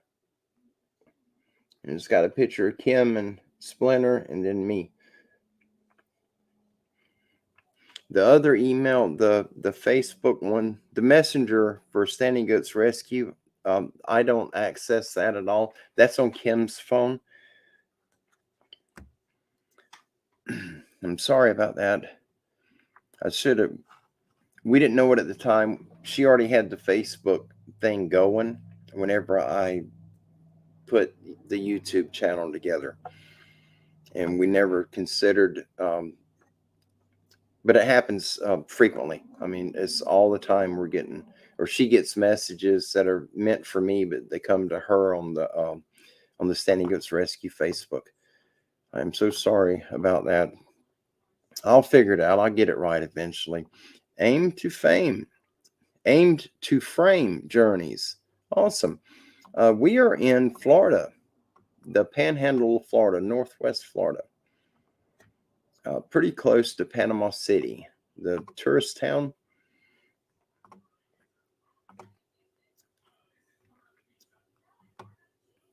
I have missed somebody. Maybe can you forward that message from Damien to me? Can you send it to my email or my phone? I don't know. It will not let me download pictures. It will not let me forward pictures. Oh, Damien, Kim can't. Her Facebook thing won't allow her to download the pictures on it. I can't even because forward them. it's a because page. It's a rescue page. Yeah, since it's a rescue page, she can't even forward them. I know what to do on screenshot. But I am on my Facebook. The messenger is Don Miller, is what my Facebook is set at. I've got a bunch of them I set up when my girls were younger because that's how I communicated with them. That's how they preferred to communicate. And I would forget the password and I couldn't get in them, so I just make another one. So I got like 4 or 5 on there. But it's the Don Miller one, and there's a picture of Kim and one of our goats we used to have behind me, and then I'm wearing a blaze orange vest. That's my Facebook. Oh wow! Aim to Frame Journeys lives in the Ocala National Forest. There are several of our brothers and sisters right here in Sandy Goats that are very close to you. That is awesome.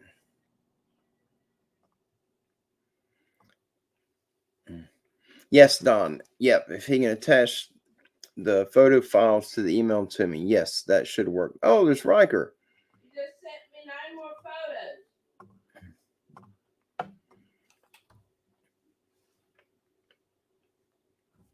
photos. Okay, I don't know how to link the Facebook to the stream.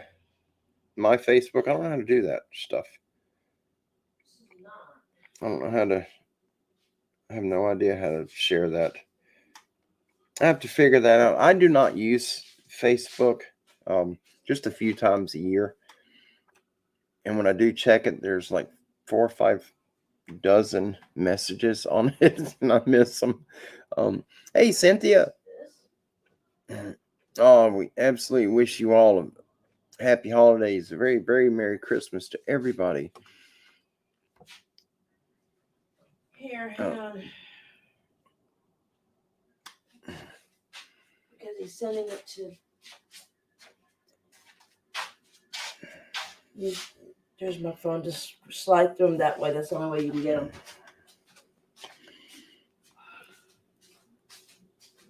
Damien, she's showing me the pictures come through. I don't know how to. Sorry about the glare. This computer screen is really bright. I got to figure out how to get them sent to her phone. That's some strange pictures.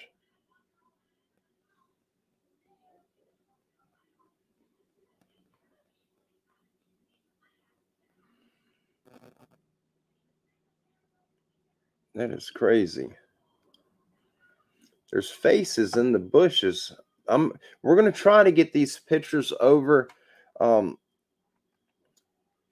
We got the Standing Goats Rescue on Facebook. Since it's a rescue page, Kim cannot forward messages or pictures or anything from it. I have no way of getting them off of there. I don't know how to. I don't know how to move them. Let me see. What does that do? No. We can crop them. These pictures have got some crazy faces in them.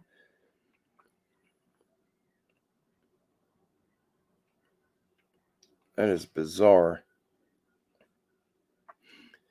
But we're going to figure out how to get these pictures over to the email or to to my messenger, to where I think I can save them from my messenger, to where I can share them. We can't save them from the Standing Goats Rescue page on YouTube, because it's not a normal. It's not like a regular. I mean, not Standing Goats Rescue page on Facebook. It's not a like most people's Facebook page is actually, it's considered like a business page. And so there's a lot of things you can do, but there's a lot you can't. We'll try to figure out how to get them sent over. I'd love to share them pictures that Damien just sent.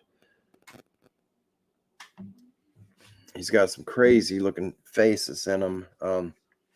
Oh yeah, Nancy, it's a good idea. It's good to see you. I didn't see you in there earlier. I'm sorry. Hey, baby, can you screenshot them and save them? Let me see what I can do, and you can screenshot them and save them and send them to my email, and I can download them from there and then put them up. I'll see what I can do. I'm learning the YouTube stuff. There's like a bunch of them. Yeah, that's right. So I'll give me a little bit. Okay, we don't have to put stamps on emails. No, give me a little bit more. I'll screenshot them and send them to you. Damien, I'm still learning the YouTube stuff too. I know the basics. I gotta eat something first.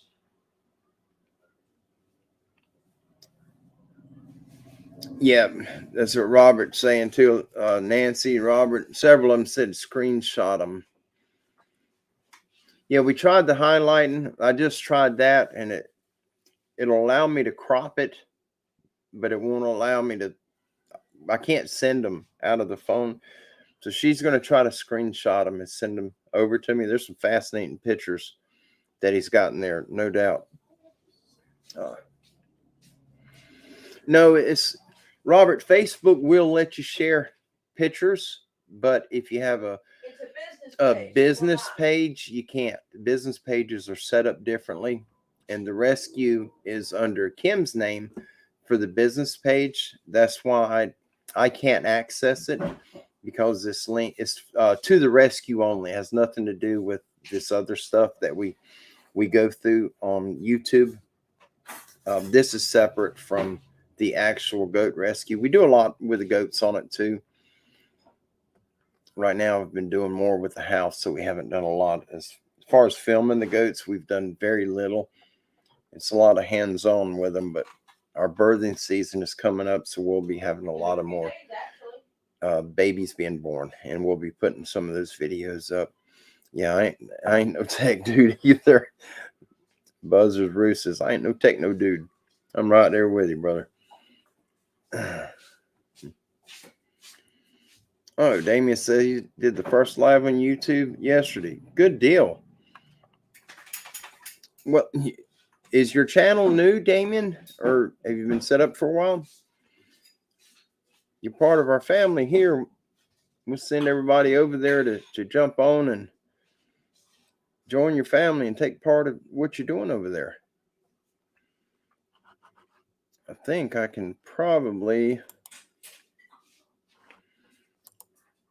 Okay, I can't do it from here. I can do it on YouTube Live. If you don't live stream using YouTube, you can take people that are in your comment and you can actually subscribe to them straight from when they're in the chat. I can't do it here.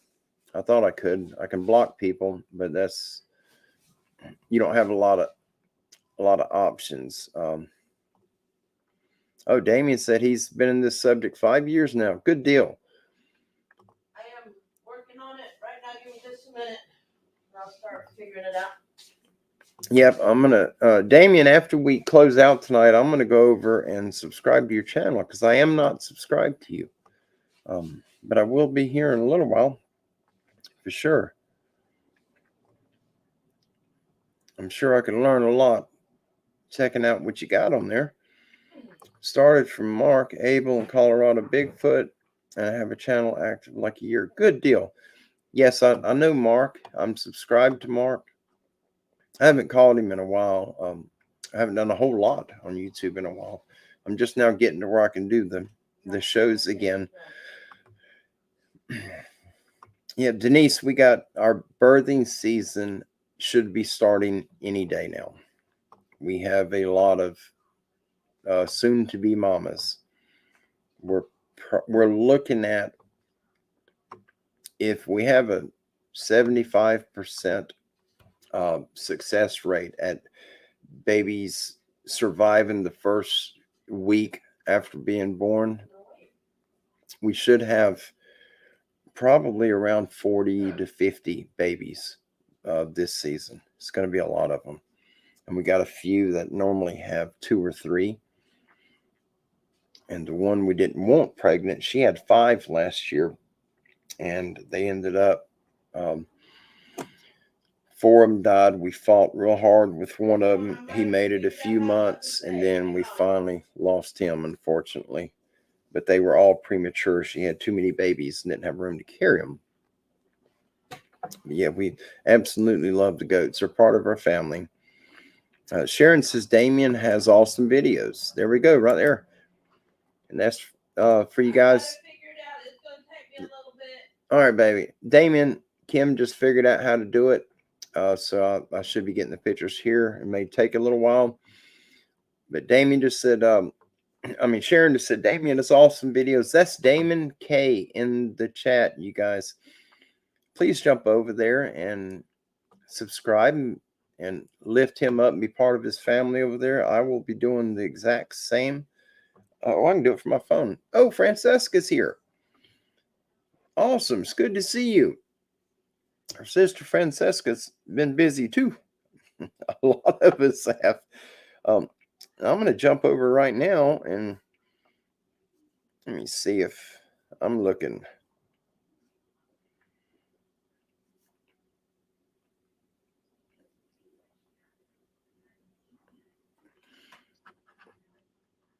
Oh, I'm getting behind. I'm sorry. Oh, there we go. Yep, Damien, that's all good, buddy. All right, there's Damien right there.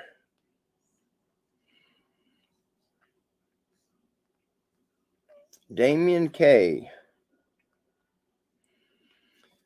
All right, you guys, this is Damien's channel. Let me try to get it up where you can see. Oh, there it is.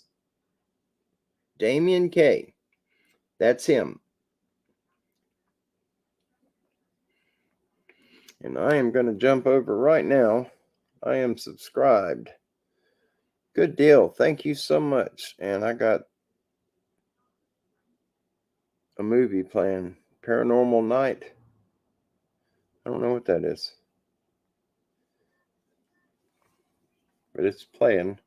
That's right. I haven't been on YouTube today, so I don't know how that's playing. Yeah, Brother Connor. Always good to see Brother Connor. And we'll get everybody to jump over and subscribe to Damien K. He's part of our family here. We're going to lift him up. And there's so many of us here that have channels. And we definitely, yes. Brother Gene, you are absolutely right. I cannot access YouTube while I'm on StreamYard. It'll kick me off. So any of you, if you don't mind, could you please copy the link to Damien's channel and post it in the chat so that everybody can jump over and subscribe to him? And thank you all that have jumped over on our brother Don Moore's channel and subscribed to him. He is up and running now. If you've missed it, he's got his channel up. He's got, I think he's got 5 videos on it now. So he's in the process. It is birthing. And he'll be sharing a lot of the walks that he does and a little bit of everything. Don he's in it to the end. I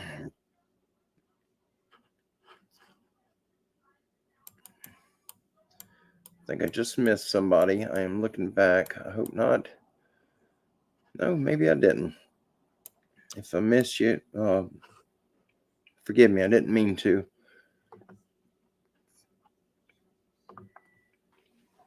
And we got quite a few here. I'm looking to see if we... Let me see how long this other one is right quick. Because we may go ahead and get into this one while we... There it goes. I'm getting weak. Yes, Discovering Sasquatch. Put your channel link in the comments, Denise. Also, you know, we're all here to support one another. We're a big family here. And, text them to you or what? Email them to me, baby. Okay. But yeah, just anybody that has a channel here that's part of our family, let's lift them up and subscribe to their channel and help get them lifted up. A lot of people here are trying to break that 1,000 threshold so that they can do the live streams. And doing live streams makes a huge difference in how your channel runs. You know, what level your channel's at, and it does a lot for you. And mentally, it's awesome when you hit that point, because you're able to do posts and shorts. You're able to do a lot that you can't do if you're under 1,000 subscribers. So we're going to get Denise with Discovering Sasquatch and Cryptids. She's going to post her channel link in the comments also. I'm already subscribed to her. And I'm probably going to have to check and make sure I'm still subscribed. I was unsubscribed to several people that I never unsubscribed from. But I think I just checked hers about a month ago, and I was still subscribed. Oh, Larry. God bless you, brother. From Long Island. That is awesome. It's good to see you. The greatest people ever walked YouTube are right here with us tonight. That's you guys and gals. Thank you so much for being here. You know, it's so uplifting to have people like that. There is Denise's... There's a link to Denise's channel, Discovering Sasquatch and Cryptids. Please jump over there. She's been with us for a long while, and she's part of us. So let's lift her up and help grow her family. Okay, Don, I got it. My email is going off. I'm getting... 10 of them. I can only send 10 at a time. I keep getting more. Okay, baby, that's fine. I'm working Don's sending some too, so we're getting them. Yeah, you guys and gals that have channels here, if you want, throw your channel link in the comments, and so that everybody could jump over there and subscribe to you. We got Denise's channel link right there. It's in the comments. So please jump over and show her some love and support our sister and then our other sisters and brothers. And Larry said, yes, there are many Bigfoot on Long Island. I did not know that. I've never been to Long Island. I haven't been too many places up north. I've been all over the world. I just haven't been all over my own country.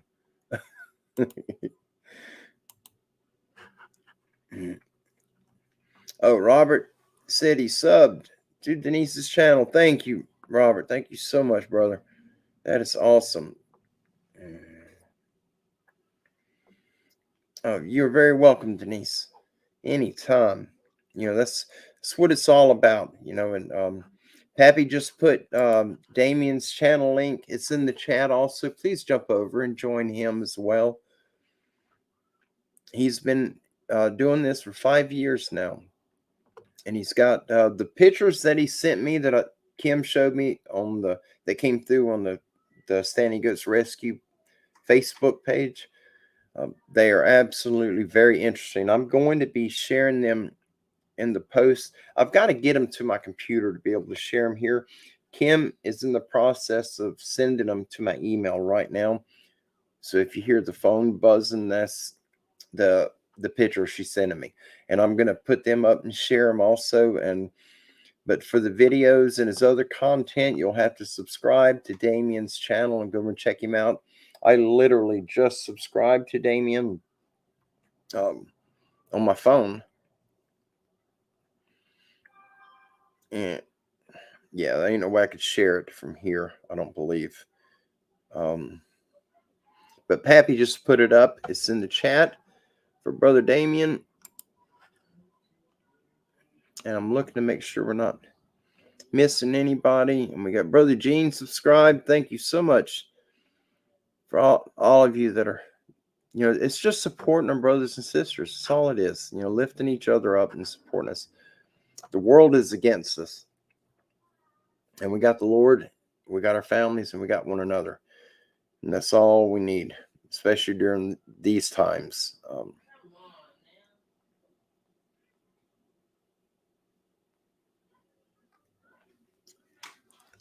Oh, I got way behind again. Nope, I didn't. Never mind. That's my phone that made that noise. I thought it was the computer. It's not, it's the phone. Or maybe the computer.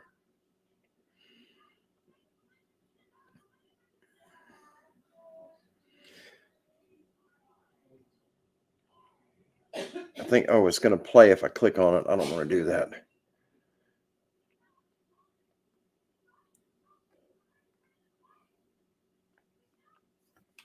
Okay, if I click on the video to put it in the chat, it's going to play the video and then I'm going to get an echoing. I'm not going to do that. Yes, absolutely, Rick. It's about supporting each other. Look at the world around us. It's crumbling. We live in a bad time, but it's an exciting time because everything's lining up with what the Bible says. And if the Bible's true, we are in for a wild ride very shortly. I just hope I live long enough to see it. It doesn't matter if we make it through it or not. Just living to the point of seeing it. That's all that counts. We are absolutely in biblical times in a big way. We'll see you, Brother Daniel. It's good to see you. Thank you for hanging out with us for a little while.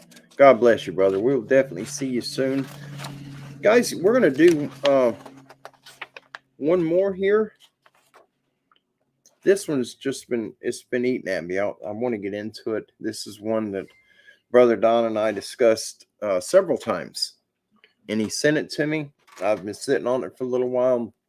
If y'all want to get this rocker, I'm not the multitasker, brother. But thank you anyway. There's Brother Michael.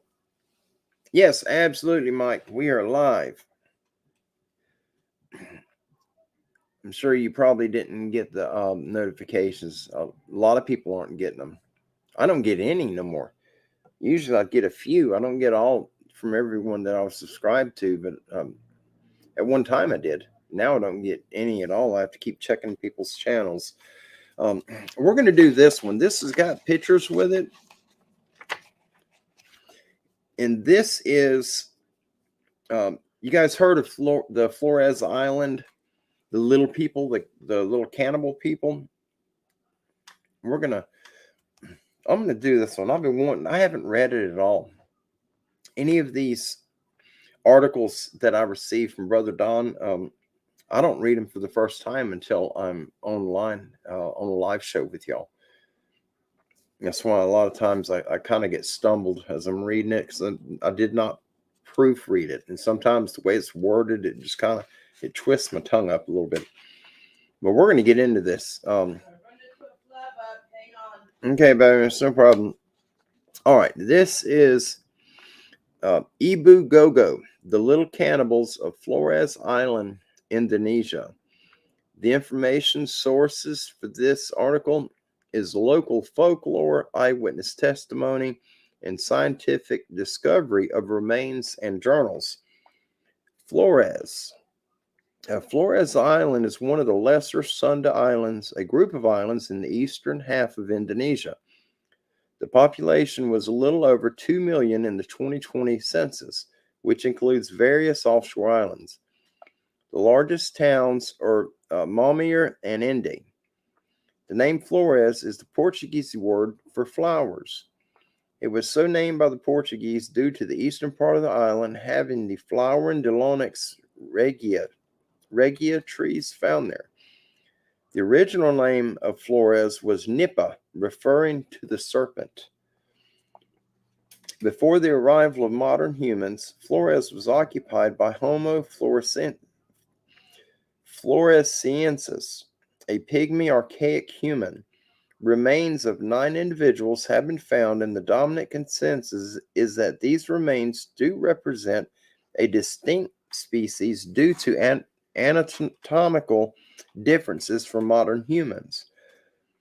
Portuguese traders and missionaries came to Flores in the 16th century. The first visit by expedition took place in 1511. The Dominican order was extremely important in this island as well as neighboring islands. The population is mixed between indigenous and Portuguese.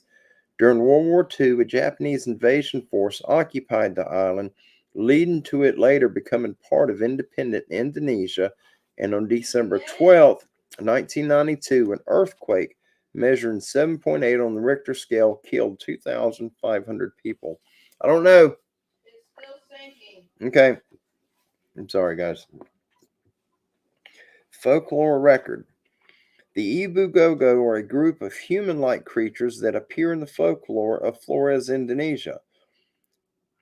In the Nage language of Central Flores, Ebu means grandparent and Gogo means one who eats anything. An English equivalent might be something like old glutton. The Nage people of Flores describe the Ebu Gogo as having been able walkers and fast runners around 1.5 meters tall, which is roughly 5 feet. They reportedly had wide, flat noses, broad faces with large mouths and hairy bodies. The females also had long, pendulous breasts. They were said to have murmured in what was assumed to be their own language and could reportedly repeat what was said to them in a parrot-like fashion. The legends relating to the Ebu Gogo were traditionally attributed to monkeys, according to the journal Nature. An article in New Scientist gives the following account of folklore on Flores surrounding the Ebu Gogo. In the 18th century, villagers gave the Ebu Gogo a gift of palm fiber to make clothes. And once the Ebu Gogo took the fiber into their cave, the villagers threw in a firebrand to set it alight, killing all of the occupants. One pair may have fled into the forest. There are also legends about the Ebu Gogo kidnapping human children, hoping to learn from them how to cook. The children always easily outwit the Ebu Gogo in the tales. The Ebu Gogo folklore has gained public attention with the discovery of Homo floresiensis, an extinct hominid species that inhabited Flores. The ethnologist Gregory Forth in 2008 has suggested that tales about the Ebu Gogo and similar figures in the folklore of Indonesia, such as the Orang Pendek, are based on the memory of actual encounters between humans and Homo floresiensis. However, this proposal has little mainstream support, especially with the dating of the extinction of Homo floresiensis. The Hobbit Men in oral tradition. Deep in the forests of the islands of Flores, Indonesia, the local legend describes a human-like creature, smaller in stature, and one with a ferocious appetite that would kidnap children and eat human babies, known as the Ebu Gogo. Ebu means grandmother, and Gogo means one who eats anything. The local paper called the Nage have passed down monstrous tales of this mythical beast for centuries. The Ebu Gogo were said to be nasty, gluttonous beasties, described as fast runners with wide, flat noses, broad faces, large mouths, and hairy bodies. They were said to mumble in the distinct language of their own and were able to mimic human words similar to parrots. Because these creatures would kidnap children and steal food from villages, legend says they were driven deep into the rainforest and many were killed by their human neighbors. Oral history accounts say they began to disappear with the arrival of Portuguese and Dutch settlers, starting in the 17th century.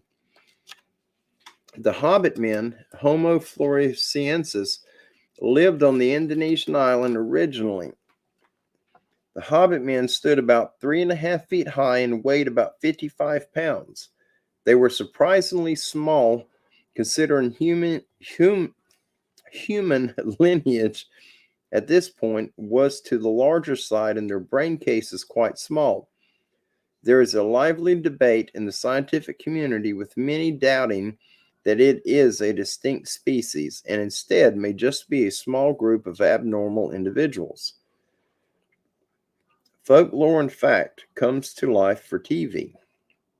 In 2015, the Animal Planet channel was promoting Monster Week and featured the movie The Cannibal in the Jungle, which was based on a mix of folklore and scientific fact. The story is that in 1977, an American scientist was convicted of killing and cannibalizing 2 colleagues in the jungle of Indonesia. Dr. Timothy Darrow, branded the American cannibal by the press during his trial, defended himself with an alibi that was insane and beyond impossible. He claimed a mythic human-ape creature was responsible for the murders. In 2003, 26 years after the incident, the remains of a species matching Darrow's description were found in the very same jungle of Indonesia and is regarded as one of the most important anthropological finds ever. A team of scientists discovered the bones of an entirely new species of human, one that stood around 3 feet tall. But did they go extinct?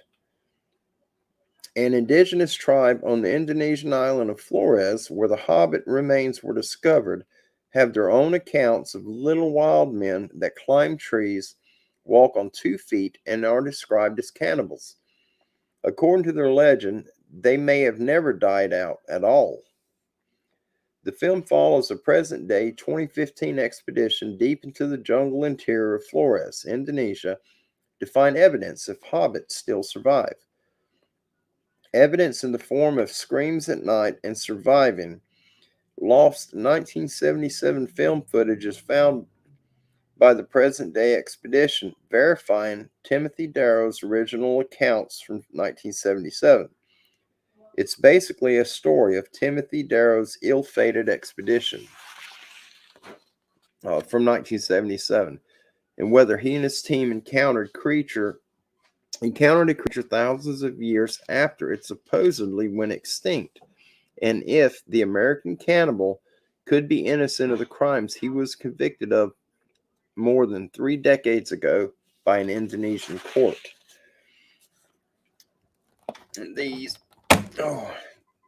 thing is impossible to open. All right, I'm going to show you guys the pictures. All right, this is the cave on Flores Island where the remains of 9 pygmy archaic individuals were found, named by scientists as Homo floresiensis. Oh, I'm trying to get it up. Is that it? There we go.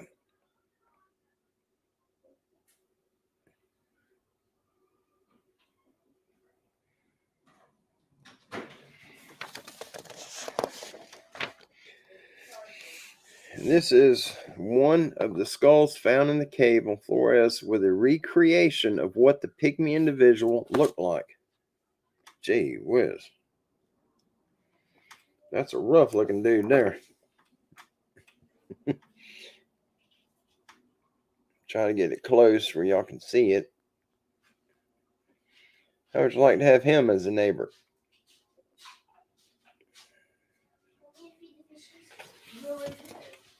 That's a rough looking guy. Whoa.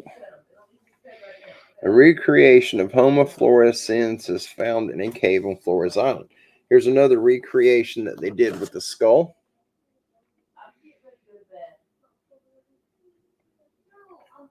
That is scary.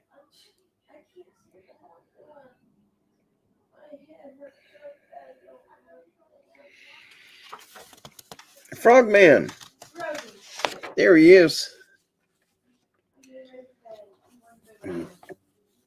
All right, this is Homo floresiensis bust on display at the Smithsonian Museum. That's a very creepy looking guy. That's a bust they done off his head.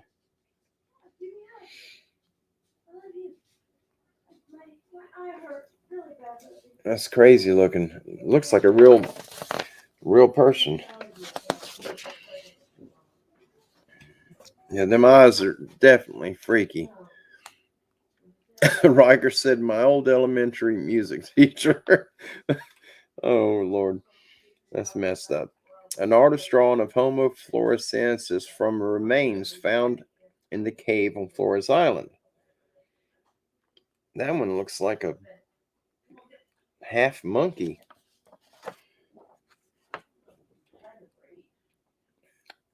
Look at that guy.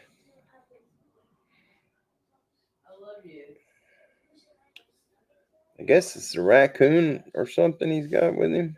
I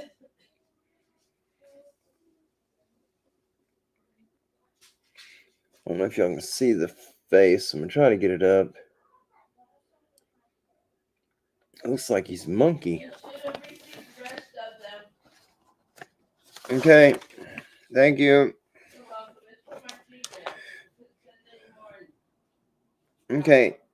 All right. This is artist drawn of the orang pendek, a modern day, smaller Indonesian version of Bigfoot.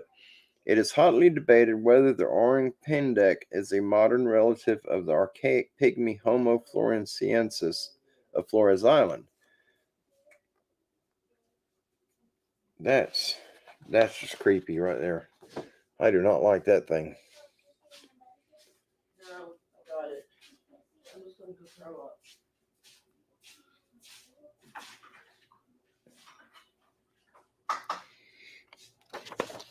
Wow. Gee whiz. All right, this is from the 2015 Animal Planet channel, the movie The Cannibal in the Jungle. It is a CGI ape-like cannibal creature on Flores. Very Gracie.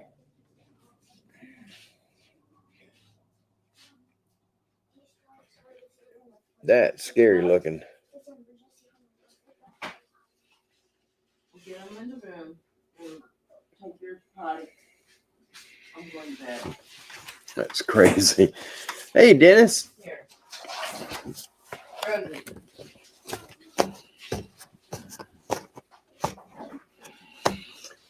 Yeah, I'm wondering,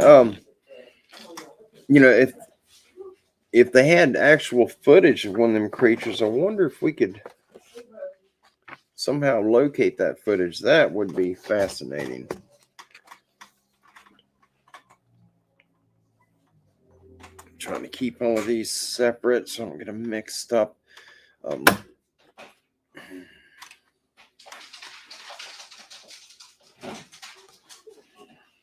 That's the dog's toenails y'all are hearing. Kevin says, looks like he stepped on a piece of a Lego. Yes, indeed. All right, I think when we do the next show here in a day or two, I'm going to do some of these hauntings and the ghost stuff. We're going to be all over the place. I know a lot of people don't like the ghost stuff, but there's also a lot that don't like the Bigfoot stuff, and I find it all fascinating. I don't investigate the paranormal stuff. I don't investigate the Bigfoot stuff. And we're also going to do the Betty and Barney Hill case. I've got quite a bit on that Brother Don sent with the sketch of the craft. So we'll be doing it also. Brother Jeff Schwartz is here. Awesome. Good to see you, buddy. I didn't see you in the chat earlier. Sorry about that. Yeah, we'll get Connor from Bigfoot Anon to get on it. If there's a video of the Flores Island, them little people, Connor will find it. That dude will certainly find it. But we will, when we come back on the next show, we'll go ahead and we'll get the Betty and Barney Hill stuff. We'll go through it. I've got 2 small packs of it. And then we'll start on some of these haunting investigations. We'll just be all over the place. Just pulling up fascinating reports. We've got, what is this one? Night, honey. Night, baby. We have got just so many different encounters. What is this one?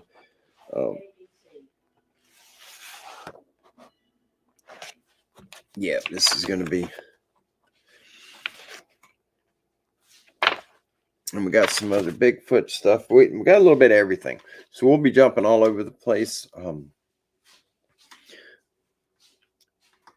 And thank you all. Thank everybody for being here. And remember to keep those that are in need of prayer. Please keep them in your prayers. If you know someone that's needing help, if you're able to help them, do what you can. To support them, lift them up. If they need a few dollars to get them through Christmas, whatever you can do to help them. It doesn't matter if you get it back. You will get it back. It may not be this lifetime, but this ain't the end. The next journey is when we're supposed to be rewarded for our good deeds. And a little scary getting there, but we're all going to have to go. But there's so many. We got a lot of people here with us tonight that are having health issues. They have family members that are having issues. There's a lot going on. A lot of people are leaving and going home to that final resting place. And we'll see them again, but it's going to be a little while. I just don't think it's as long as a lot of us originally thought. I think we're a lot closer than what we realize. But I want to thank everybody for coming over, and those of you that have channels, and if you're trying to build your channel up on here, when we do a show, just throw it in the comments and put the link to your channel in the comments so that we can find it. That way the rest of our brothers and sisters here can jump over and subscribe to you and help lift your family up over there and get you boosted and where you need to be. There's a lot of people that we have with us that are trying to get to the 1,000 mark. Like I was saying earlier, you get 1,000 subscribers, and usually it's like a week or 2 after you hit the 1,000 mark, YouTube will release your channel to where you can do live streams and a few other things that you just can't do if you don't have the 1,000. Thank you so much, Brother Gene. Thank you. But if you have a channel, if you're needing a few hundred people or whatever, if you're short hitting 1,000 and that's your goal, you really want to get there, let us know in the comments, and then go to your channel and copy your channel link and post it in the comments. We got some amazing people here with us. I mean, these are the greatest people that YouTube's ever seen are right here in this chat right now.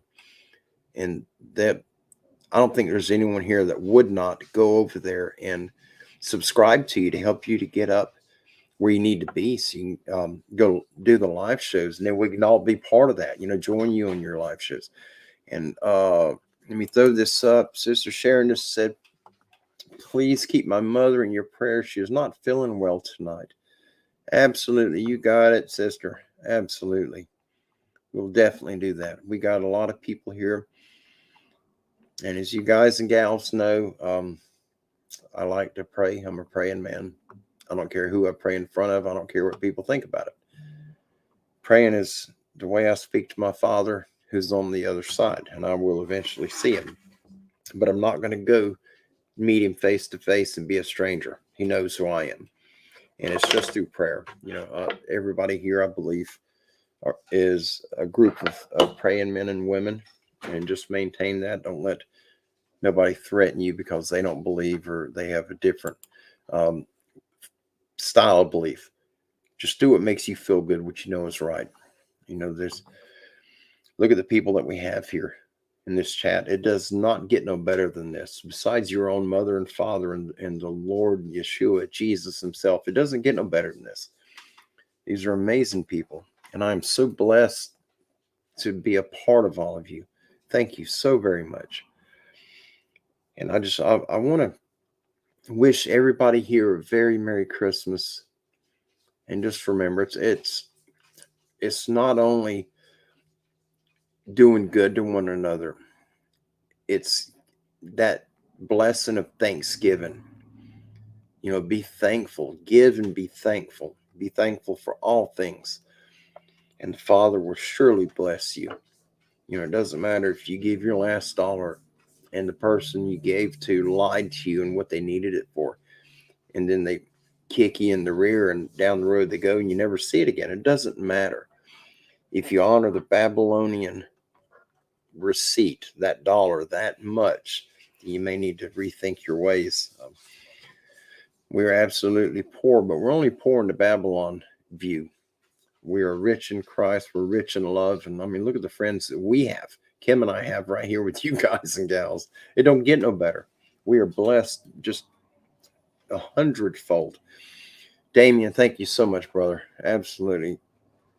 You all mean the world to me and my wife and my family. We love you all. And I want to do a quick prayer.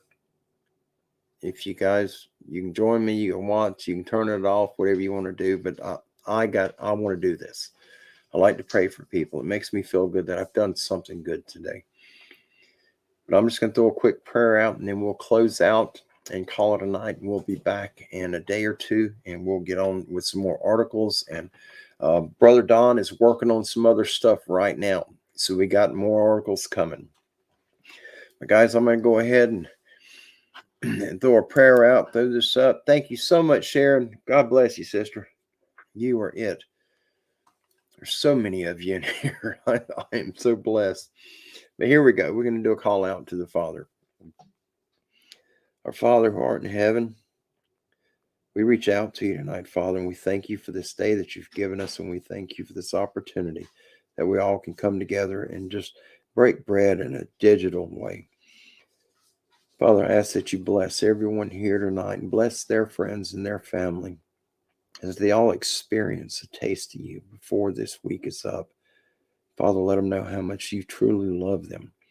Father, we ask that you reach in to all who need healing, those that need to be delivered, and send your Holy Spirit, the Comforter, to bring your good works and lay them prophetic hands on all of us, me included, and my family also. Father, bless us and glorify us so that we may be lifted up, that we may glorify you through our actions and words. We ask that you bless us with a wonderful Christmas holiday and that you bless us with an amazing New Year.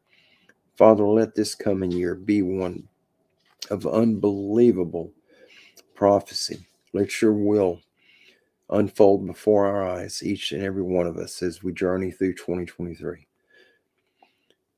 Father, we've got a few years left before things get bad. 2021, it's been a rough one. But Father, you see all things. Nothing's hidden from you. But we want to blaze through this next one. We want to be at 2023. We want to be standing before the gates of heaven and to see your glory shine upon each and every one of us. Father, we ask that you heal all who need healing. You bless all who need blessed, and that you keep your word and your will strong in our lives so that we're reminded every day who we are in your eyes. Father, we love you. We thank you for all things, especially for this day and age. In Christ Jesus, Yeshua's name, I pray and give thanks. Amen. Amen. I'm being stared at by a deaf dog right now. Had eyes on me. Oh, there's Brother Jeff is here. Jeff Townsend. Oh, awesome. It's so good to see you. Jeff, we was just closing out, brother. I know you've been real busy working. Jeff's been doing a transmission change by himself. and a rebuild and all the parts that go with it. And he's been working on this nonstop. And so I did not call him to bother him. If you've ever been under a car and tied up and have your phone ring, I'm not going to do that to him. He'll be down here soon to spend some time with me. And when he gets here, you guys are going to see him on video, because we're going to a place that has some, every time I go there, there's new trees pushed over. This place, I've never seen nothing like it. Trees broke off, they're pushed over, they're pulled out by the root. And some of these trees are that big around, and they're just snatched out. There's no way to get back there with a piece of equipment to do that. There's no tracks, there's no marks, there's no claw marks. It's a wild area, but I'm going to take Jeff when he comes down over there, and we're going to have a lot of footage to share with you. But guys, thank you all for being here, for hanging out with me tonight. I absolutely mean that. Y'all bless me more than you'll ever know. I love each and every one of you. And please go through your Christmas holiday and the New Year and just be careful. Be aware of everything around you. We're in a bad time. And being believers in Christ, we are the enemy. We have a target on us. So just be careful. Pay attention to what's around you. If there's anything I can do for you, if you need help, any help I can provide, please reach out to me. I'll do everything I can for you. But I love each and every one of you. God bless you all, and I will absolutely be seeing you very soon. Y'all have a good night. God bless.